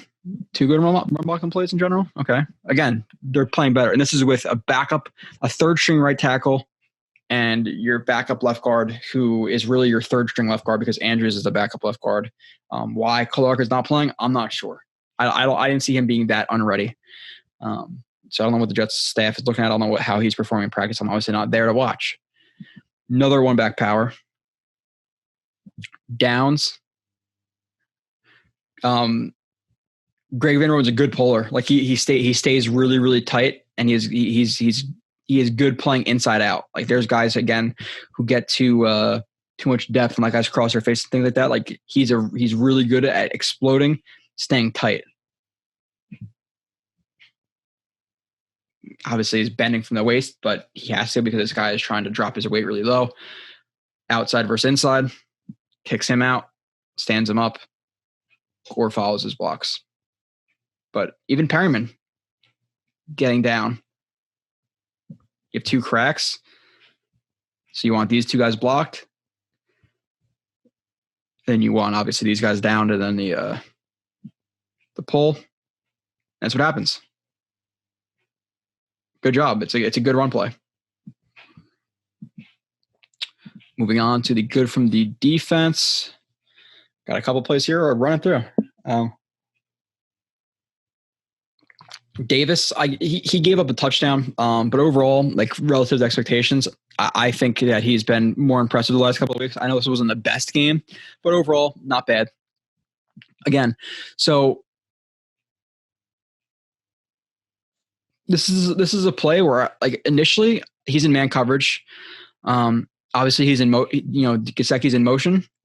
I like that he stays square, hands on, but the hands don't land because Gesicki does a good job kind of deflecting and throwing his forearms up. And then because of that, he gets to the outside. And then what happens is, again, you can just see this with your own 2 eyes. Like this is a positive. Square, match, open, punch. Like that is all fine. What happens is he deflects the hands, which is fine because he would still match him. Like he would still be on his hip. But what happens is he steps on his Achilles. So his hand, so he trips. See the foot right there? That's all it is. So are you going to kill him for him tripping? You can't. He trips. He gets outside. He still almost gets to him. And then he plays through the hands exactly what like you want to do. He's not swiping. You want to play through those arms because he's going to pull the ball back down.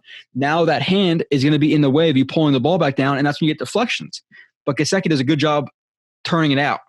Catch, turn. Don't pull it through that hand. A lot of guys who are inexperienced or bad will catch it, pull it down. Now that hand deflects it. But Gesicki does a really good job staying long and turning it outside like that. So is this a bad play by Davis? Not really. It's actually, even though he gave a touchdown, I'm about the process. I like this play. See what I'm saying? Like it's not as simple as people think. Oh, touchdown, shitty play, bad. No, he was square.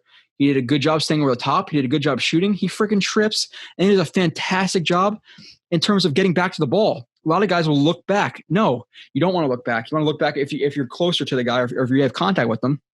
He does a good job following the eyes, playing through the hands. That's a fantastic job by Davis. He gets beat for a touchdown. Is what it is. It happens. But overall, that process was good. I'm going to give that a positive play on beaten touchdown. You see how we do things a little bit differently? Oh, what was the other play? Shit. Oh, okay, never mind. Play 50. I got about like 5 more plays left.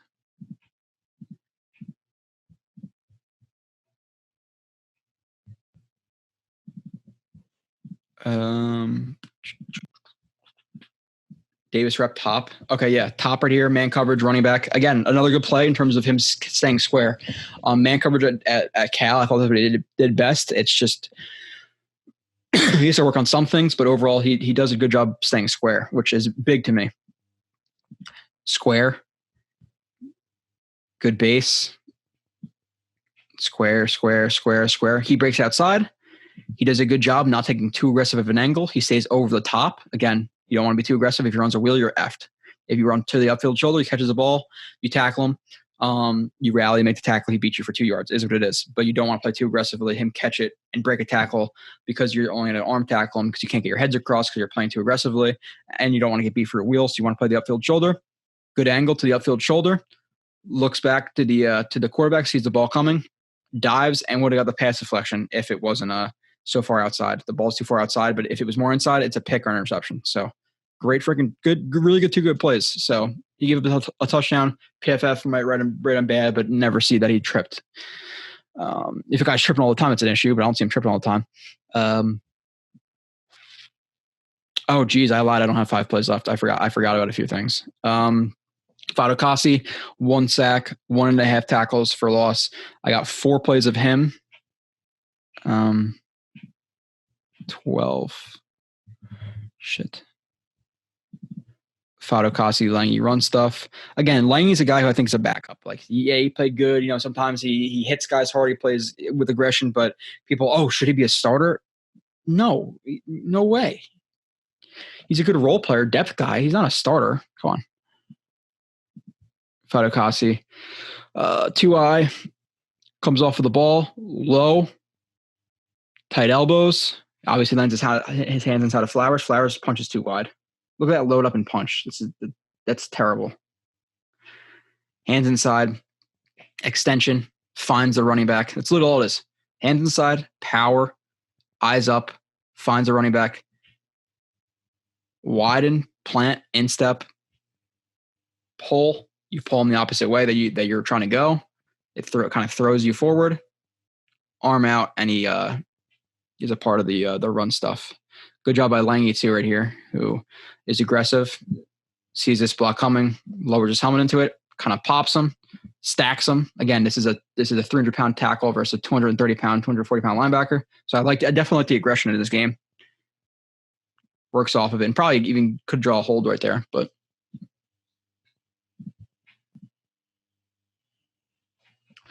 $12.53. Oh, sorry.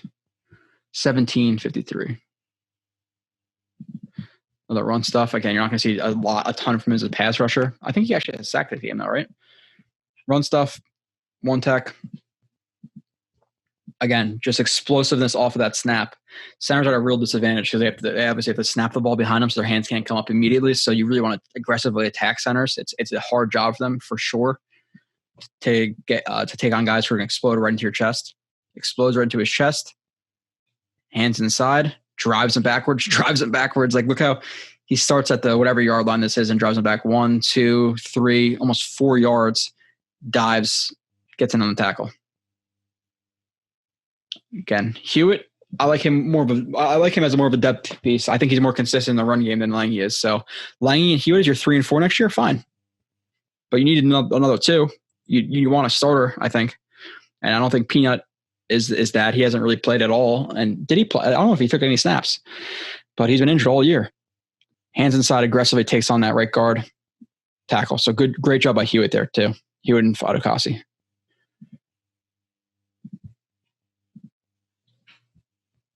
Oh shit, I forgot to play. 53. Okay.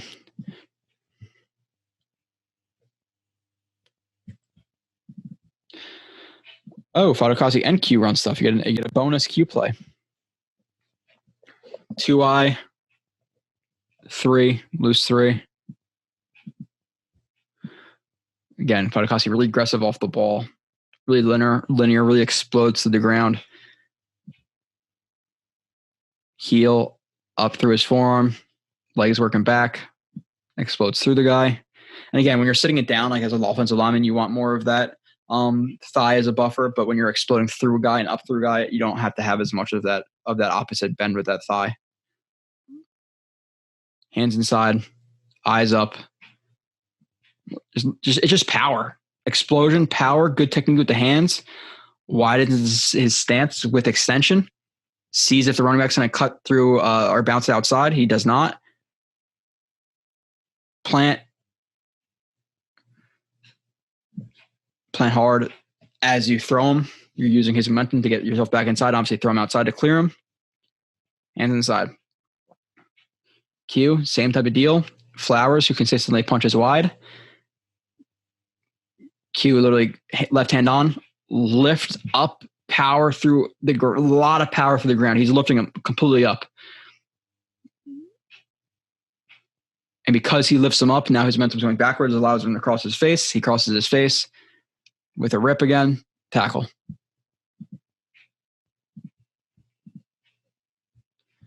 Okay, one more play at Fadukasi. I thought he had a sack this game. Did I not put that up for some reason? Maybe I did in a different play. Zero tech. Just power, man. He's for a big guy. He's explosive off of the ball. Combo is coming. He doesn't let it affect him. He does that turn. He absorbs it. Again, explode through the guy. When you see that combo coming, you really want to duck that shoulder into that guy and not allow him to gain your chest. You want to sink your hips and you want to make sure you're working off that instep. Let's see if he does it. Hand inside, feels the combo coming, turns the shoulder, not let him have the chest, widens, power off that instep. Barely gets moved. Doesn't look. He's on a hash and he gets moved to a little bit outside the hash or inside of the hash. Versus a combo block. Versus Flowers, who's a powerful guy,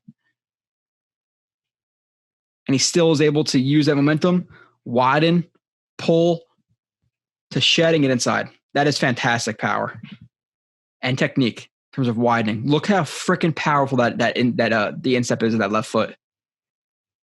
Oh, that is awesome. That stuff excites me. Trench play is awesome. The power that guy has is pretty cool.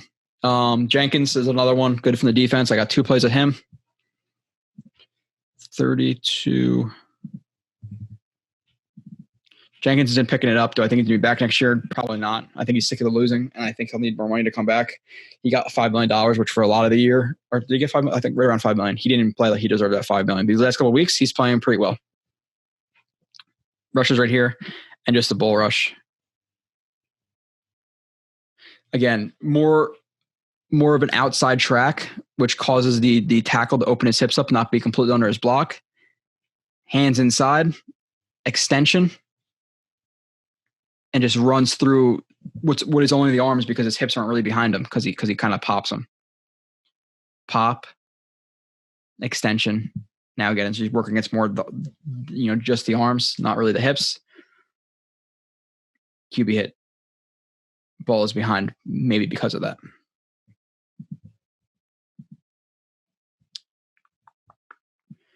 Okay. 51. Again, a lot of the Jets let up 20 points to the Dolphins, and the offense didn't support him at all. So I have a lot of issues with Greg Williams. I don't think he's going to be back, but overall, this is probably their best game on defense, I would say, in terms of impact plays and things like that. Jenkins, left edge again, really the right outside linebacker. This is just good awareness. He gets popped a little bit. The guy gets under his pads. His hands are outside, but good job just keeping his eyes in the backfield. Sees the handoff. Looks the running back's track. Hops backwards to get rid of those, to defeat those arms. Obviously, if you're going to stay upright and let the arms be under you, they're going to be more powerful closer. So you want to create distance. Now he creates distance. He starts to lean. Now it's easier to defeat the hands. So that's what he does. Hops backwards, swipes, comes up and chops upwards. Finds the running back. Running back doesn't see him. Look how hard he punches with that hand. He sees the ball right here. So really good job. Just one, not winning initially, seeing the track of the running back, defeating the arms, punch the shit out of that ball. Boom, it's out. You just force a fumble. Now the Jets have the ball. And by the way, while we're going to watch this, Hewitt got some moves right here. Juking some guys out, breaking some arm tackles, getting inside of guys. Like, look at that. Man, nice little run back, Hewitt. And the Jets are back to the 28-yard line and they do nothing. As per usual, the offense. One play of Bryce Huff, who I put in here. He had some pressures and he did better. He had a limited snap count this game, but overall, he's shown he's playing better with a limited snap count. Which, listen, if the guy's an undrafted free agent and he's creating some pressure, let's say he gets a pressure to a game and he gets you 5-6 sacks a year as a situational rusher who's productive when he comes in as an undrafted guy. Fantastic. That's fantastic. Could it be more than that? Yes, he's undrafted. Maybe he develops into a solid starter as an edge player. You never know. Right here, 4-point stance. He knifes inside to the B gap. Show some power again. Guy who's like 235, holding up versus a tackle and a left guard. Not letting himself get moved because again he exploded towards them. Low base, low center of mass, holds his ground.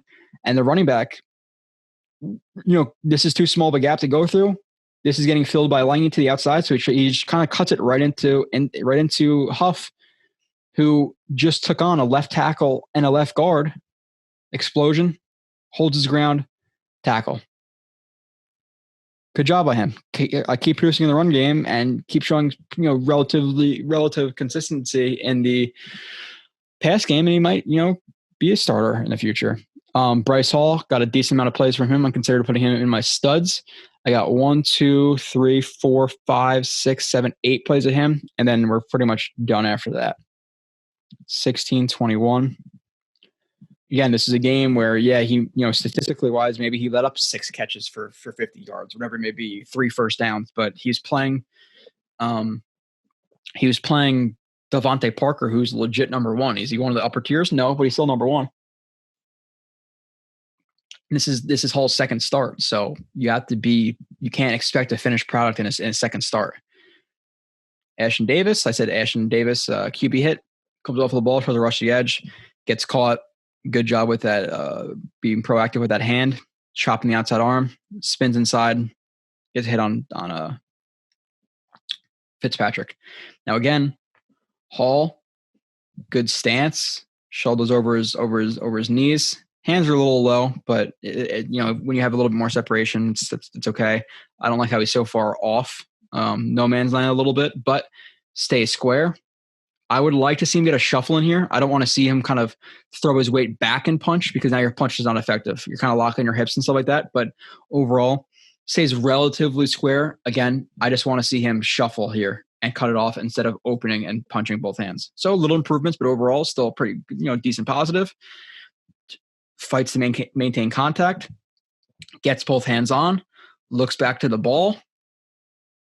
Now, does he get a catch on him? Yes. Is there also, does he screw up here again, not getting the shuffle in, shitty 2 hands? But overall, is he in good position right here?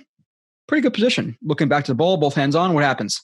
Extension, push off. This is just, listen, if DBs can't touch on all this stuff at the top of the routes, should wide receivers be able to plant and extend and push off? No. That's clearly what gets him the catch. So positive play from Hall. Some improvements, but overall, a push off got Parker the catch right there. 28-31. Or no. Oh, I'm screwing up. Hold on. 21-38. Okay.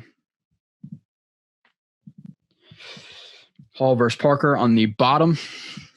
And again, he didn't follow Parker, but the fact that, towards in the second half at some point, he was following Parker and shadowing a number one wide receiver in his second game as a starter, pretty good. I would say. I don't know about you guys. Again, doesn't panic with his feet, stays square. He does that kick step. It's not there's a difference between false steps and kick steps. Kick steps are to eliminate true false steps. Like if you're going to kick step, it's to keep yourself square, knocking onto your heels, because a lot of guys are not just going to sit there at their feet completely flat, because it's just not natural. So coaches teach that kick step right there. Kick step, stay square. Now again, here, would you like to see him get a shuffle in and not angle off while punching both hands? Ideally, yes, but still, he still stays over the top. He gets hands on, matches him, contests the catch. But obviously, Parker makes a tough catch. But listen, for him to stay square, to get hands on. Now, if he were to shuffle to get his hands on, he would have really disrupted the route, so he probably wouldn't have been able to cut a back across his face. So a slight improvement right there, probably completely wins him this rep. But he still gets hands on. He maintains contact with that right arm. Parker cuts inside. He slingshots himself back inside. He uses Parker's momentum and that contact for him to swing back inside. And then he plays the hands, and Parker makes a great catch. We're going to watch it from the other. So, look, again, like at the end of the day, is this a good position on a lot of receivers? Is he going to improve those little things? Is he going to get that shuffle in the future? Probably, but he plays the ball and almost chops it out, so he gets beat. But like, look at the catch that Parker had to make. So bad play? No, there's no way you could say that's a bad play. 38. Hall, press rep, Q rush. Okay, bonus Q play. He's making plays all day. Top of the screen, especially if it's like the first the first half or whatever, near the first half. He stayed on the left side. So receiver stems outside. He gets a shuffle in this time. Shuffle, punch. You just got to be careful. You have to land those punches, because if not, what happens here is he partially lands, but the receiver deflects his hands. But I really like the recovery. So receiver's left hand comes up, hits the elbows, deflects both hands. Deflects the hands. Hall does not panic. Speed turn, finds him. Matches him. Awesome. Like, maybe a little bit too aggressive. Maybe you want an offhand jab. Maybe you just want to jam with the right hand, whatever it may be right there. The two hands could be a little bit too aggressive. It gets swiped. But a lot of guys would panic right here and either try to turn back inside or they'll run too vertical and try to find him. He does not want to lose sight of him. So what do you have to do? Get your hips around. Find him. You have Bless Austins who would do this, and then they'd freaking run 40 yards upfield, never look at him, and you let up a 30-yard, curl route that they could sit on at the top for 10 seconds. But really good recovery. Q rush. Q is the 3-tech right here. TT stunt.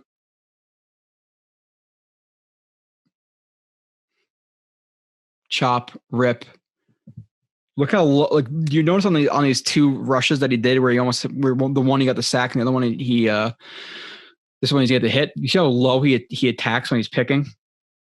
Attack the hip, attack that center of mass, push him, hit.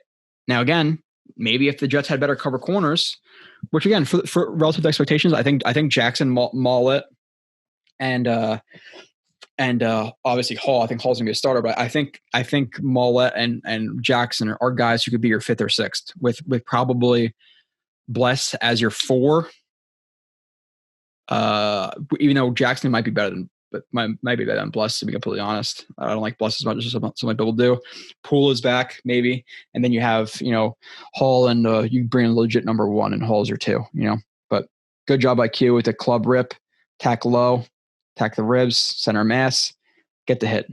And then look, you see how quick he's like shell shocked. As soon as he hits him after he threw the ball, hands are up. because he gets so many freaking stupid penalties on him. Like, he's unlucky with penalties, in my opinion.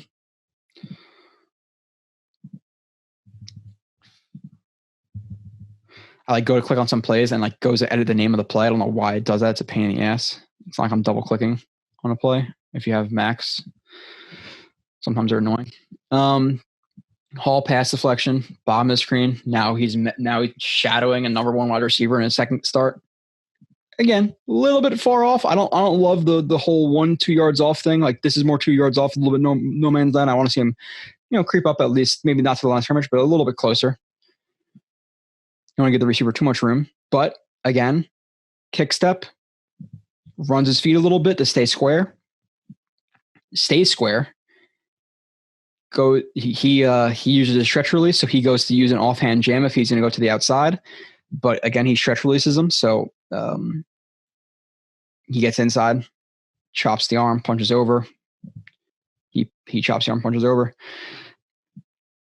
Hall, again, because he was square. Now you have a lot of guys right here who, and you'll see a ton. I've shown it a million times with guys not staying square. What would happen right here is he would stretch release them. Guys on the Jets would open up completely. They would cross. He would cross their face, and then he would be inside 2-3 yards on them, and he would make an easy catch. But because Hall stays square, holy shit, novel concept, he's able to recover. Angles to the upfield shoulder. He doesn't want to be too aggressive. I say it all the time. Hand on, chops the ball. Fantastic play. This is a freaking rookie in his second start.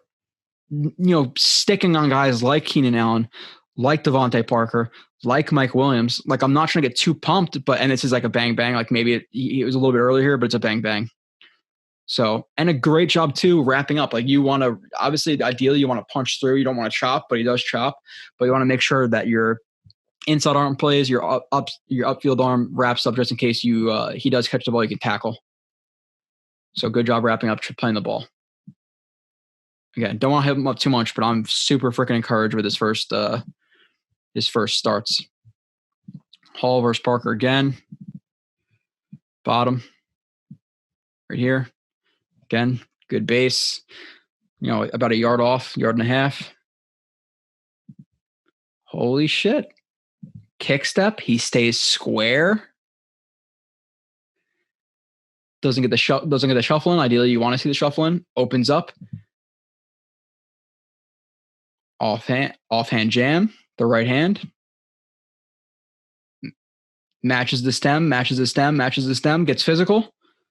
And again, now that you're matching the stem, you'd have Jets corners in the past who he'd open up to the inside. They wouldn't maintain contact, and then he would cut back outside right underneath of them. But because Hall gets his hands on, matches the stem, and gets physical in the stem, now for Parker, his route design has to get outside.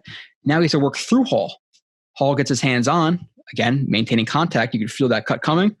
Hall puts on the brakes. He tries to cut outside. He uses the right arm to contain the slingshot himself back outside. Right arm allows Hall to stop his momentum, to slow both of their momentum, to slow Parker from getting outside and slow himself from running upfield. Gets outside and matches him. Good play. I got 3 more plays of Hall. 48, 49. Okay. 3 more plays of him, and a couple more plays after that, and we're done. Righty. Hall versus Parker, 3rd and 3. They're playing like a Jambo, where they're playing press, and then there's another guy over here, and they're playing. This guy's eliminated. And they're playing first in, first out on these 2 guys. Press, first in is going to be this guy. And then it's not necessarily always first in, first out. He's really playing with these 2 guys. He's playing second in, first out, kind of. This guy's first in. That's what this guy is. Now, if these guys are both a cut in, he's got the second guy in. So second in, first out. This guy's playing first in, second out.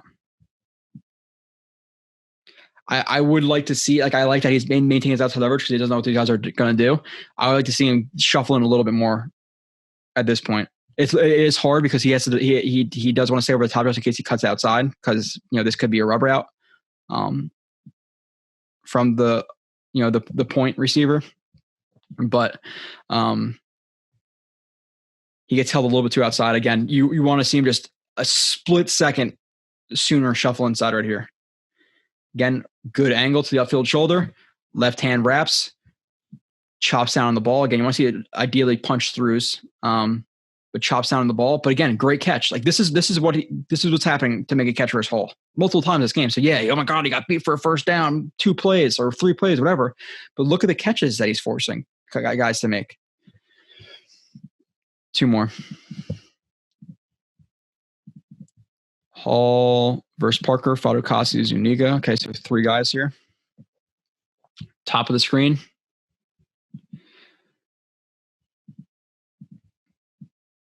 He eats up ground. Hall doesn't let himself angle off either inside or outside. He what release is this? Skip release outside. Hall doesn't overreact to the little bit of a stem inside. Stay square. Hands on. Runs with him. And again, now that he's pressing the stem, the drive phase, has hands on, and he's inside. Parker wants to cut inside, but now he has contact. He's to work through Hall. Hall uses that contact to feel the break. Inside arm slingshot. Completely matches him. Great, Fadukasi Zuniga, he's the wide one, loose one. Takes on the center. Just power. That's just a bull rush. Hands inside, and he's just too powerful. Oh, that is his sack. Okay, so again, bull rush. Flowers comes to assist. Kind of ricochets him back outside. Fadukasi does a good job of his eyes tracking the quarterback, gets a sack. Zuniga, this is the one play where I talked about he used the bull rush. Okay, no, so this guy ducks his head and he uses a club. Or chops, sorry, no, not a club. He chops the arm. Good job chopping the elbow. That's where you want to aim for your chop. And he almost gets to the quarterback. Okay. It's a little bit of a positive play for Zuniga there. There we go. One more play of him. 54. Avery Williamson. Try to remember guys' numbers by guys who have worn them on the Jets. Hall rep bottom QPD. Okay, so this is another good play from Q. Again, made a shit ton this game. Hall. Again, it's repetitive, but it's just we can get into it. If I wasn't, I'm trying to go through it relatively fast, but a little bit too far off. I don't like the distance. Square, square, square. Ideally, again, you don't want to see him angle off his hips. You want to see him shuffle. Because if he were to send me outside and you open up, he couldn't go across your face. Especially if he defeats that slingshot, that containment punch. So I want to see him shuffle instead of open up as soon as he does. But he stays over the top, gets hands on. Fine job. Q 0. Getting lined up in this A, attacks the other A, gap exchange. Hands on. And at this point, 2 guys block him. He knows he's not getting there. Sees the quick pass set. Sees Fitzpatrick loading up. Gets in the passing lane. Hands up, deflection. He balled out. Okay, I think I got 3 more. I lied. 4 more. Guidry. Javelin Guidry got a positive for me. He played this game. Decent amount of snaps. Was not brutalized. Undrafted free agent corner. He didn't play a preseason. Not a real camp. Positive to me. Got to be realistic. Versus Parker. He's playing again. Devontae Parker right here. Let's see the rep. Again, I'm fine with this. You don't have to have aggressive presses. You just want to stay square. I don't necessarily love backpedaling because you're kind of eliminating the point, but I let him maybe play off. The problem is guys don't really take read steps as inside corners. You can't really do both. But backpedal, stays square. Parker stems outside. He opens up, goes to press the stem or pressure the stem. And look where he is, right in Parker's hip. Now, Parker catches the back shoulder. Guidry does a good job trying to punch, not punch through because he's beat too much for that. But he catches the ball and he tries to chop down at the elbows. Obviously, if your hands are barely on the ball and you chop down at the elbows, you better have really strong grip on that ball or it's going to pop out. Which he chops down at the elbows, puts his hand in there, and now he can't really secure the ball to his body. Ball comes out. But apparently this is a catch in the NFL. Like how they ruled this a catch, I have no idea. Did he make a football move? Catch, and tries to tuck. He takes one step, and he drops the ball. It's a drop. I don't know how the hell they gave him that catch, but good job by Guidry. Lamar Jackson. I got 2 plays of him in here. So like some of these young DBs are, again, do you want Guidry, Jackson, as your starters? No, but if you're talking about depth guys on good teams, like they're showing enough for that, which is enough for me right now. Maybe they do end up as starters. You never know. I don't think so. If I bet on it, but Jackson versus Parker. Top.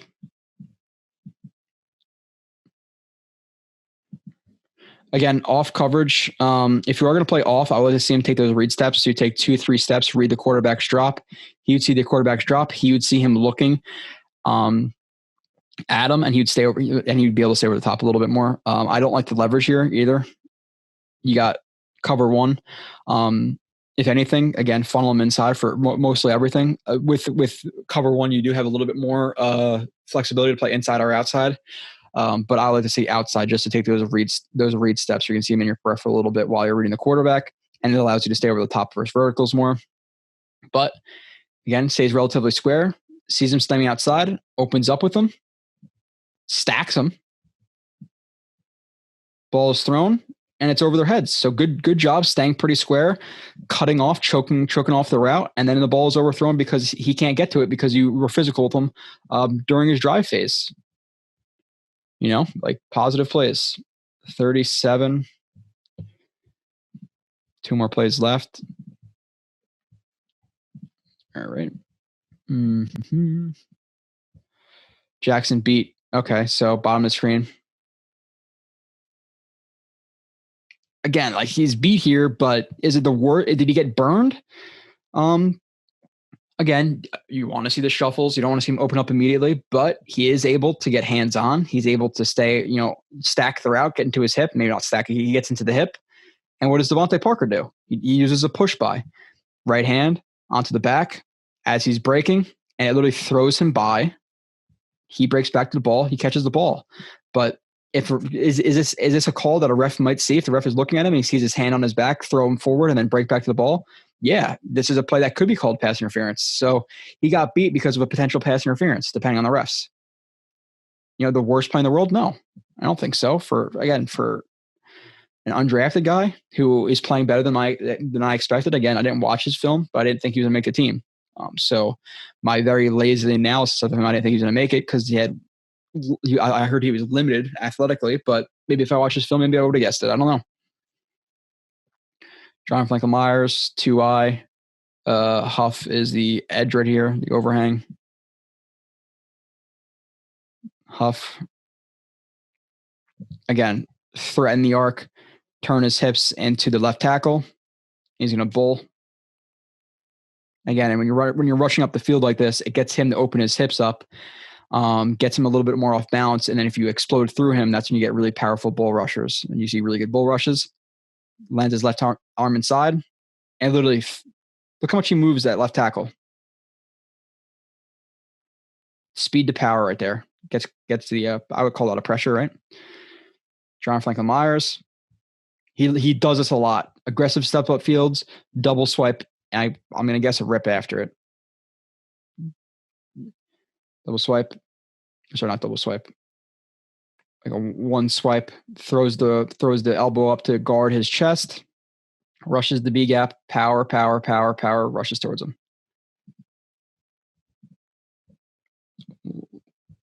39. Okay.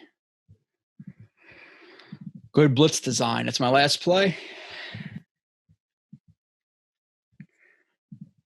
lot of moving parts in this one, I believe. Yeah. So these guys run like a TT. You have Q, who lines up in the A right here, carries a center, carries a center, carries a center. Now you have Basham, who's really trying to carry the guard. He's trying to hold up the center. He's trying to carry the guard into the center, crash down the center, while the guard is picking him up, while Hewitt is going to loop through the B gap. That's exactly what the design is. He holds up the center. He crashes down into him. Hewitt loops around. Free shot. Boom. Big hit on Fitz. Good blitz design. Okay. And that is it. The rest of it, special teams, Castillo 1 for 2. He missed like a 30-something yard field goal, whatever it was. Not good for him. But overall, I still think he's been better than Ficken. Man, 6 punts, 286 yards, 2 in the 20, long of 58. He punted to the sideline, I believe, twice in this game, like right on the sideline. Perfect. And then he pinned one it landed like the Jets like 5 and like almost like rolled more into the end zone, where if a Jets guy was able to cover, it would have been down like the 3-2, the 1-2-3 yard line, but the Jets didn't cover. So I thought Man played really, really well this game. Jets versus Raiders. Again, not going over the roster and stuff like that. Not this year. Maybe in the future shows, where the shows will go from 3 to 4 or 5 hours, which would be crazy, but you never know. Jets injuries. I think Elfline and Fant are questionable, but it seems like they both might play. So completely healthy Jets team for the most part. Lewis is out with seeming personal reasons. A lot of people came out and said, "Oh, he called Gase out. Said I should have followed Jamal Adams or whatever." Him and Gase got into it, but apparently it's just he's going through some things, so he's taking a leave from the team, which again is completely different. Maybe they were combined where he had some mental issues and yelled at Gase and whatever, and he admitted, okay, I'm effed up, whatever it may be. I'm not going to assume anything, but he'll be out, so it'll probably be Elfline, but hopefully he's healthy. If not, then it's Clark. I'd rather see Clark than Elfline anyway, because Elfline's not going to be here for a big role extended into the future. So how to win? Don't pick 'ems. Last week, I picked the Dolphins. They won 20-3 against the Jets. I picked the Cardinals. They lost 20-17 to the Patriots. I picked the Vikings. They beat the Panthers 28-27. I picked the freaking Colts, and I should have looked at the injury report, because if Buckner was out, I would have taken if I knew he was out, I would have taken the goddamn Titans. Titans won 45-26, blew them out.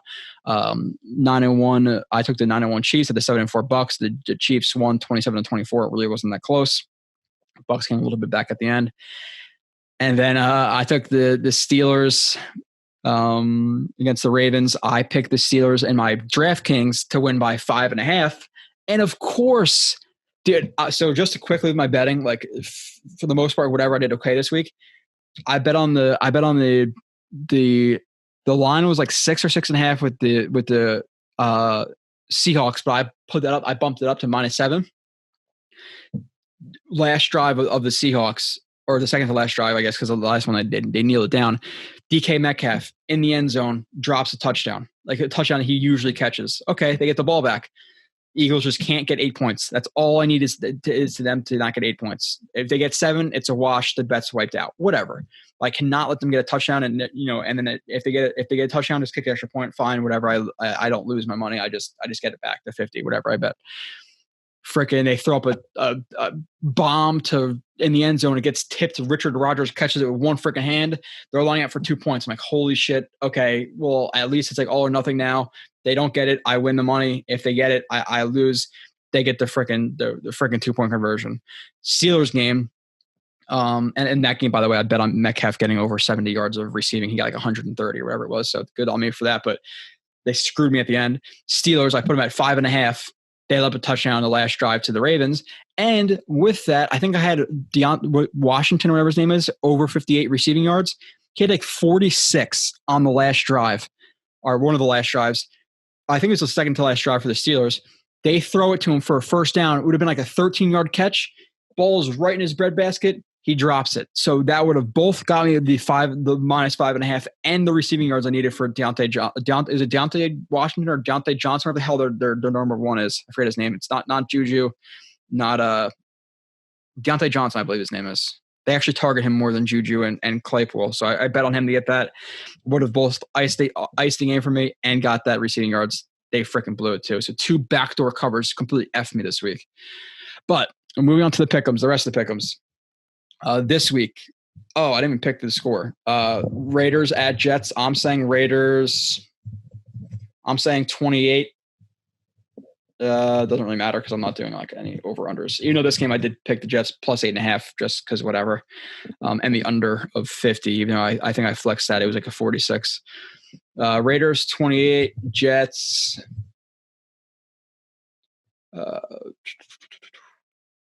16. 28-16. The Jets are going to get 3 field goals and a touchdown. The next game, the 8-3 Browns at the 8-3 Titans.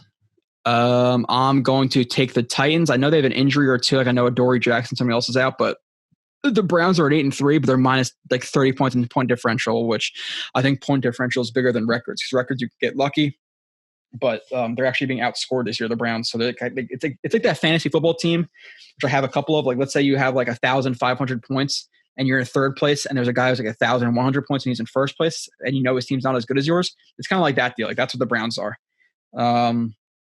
So I'm taking the Titans. I think they're getting into their stride. Derrick Henry was always a monster at the end of the year. So I'm taking them. The 7-4 Colts at the 4-7 Texans. I changed this pick. Initially, I picked the Texans, but I'm taking the Colts because I think they get Buckner back, and I think their defense is just really good. So I'm taking the Colts.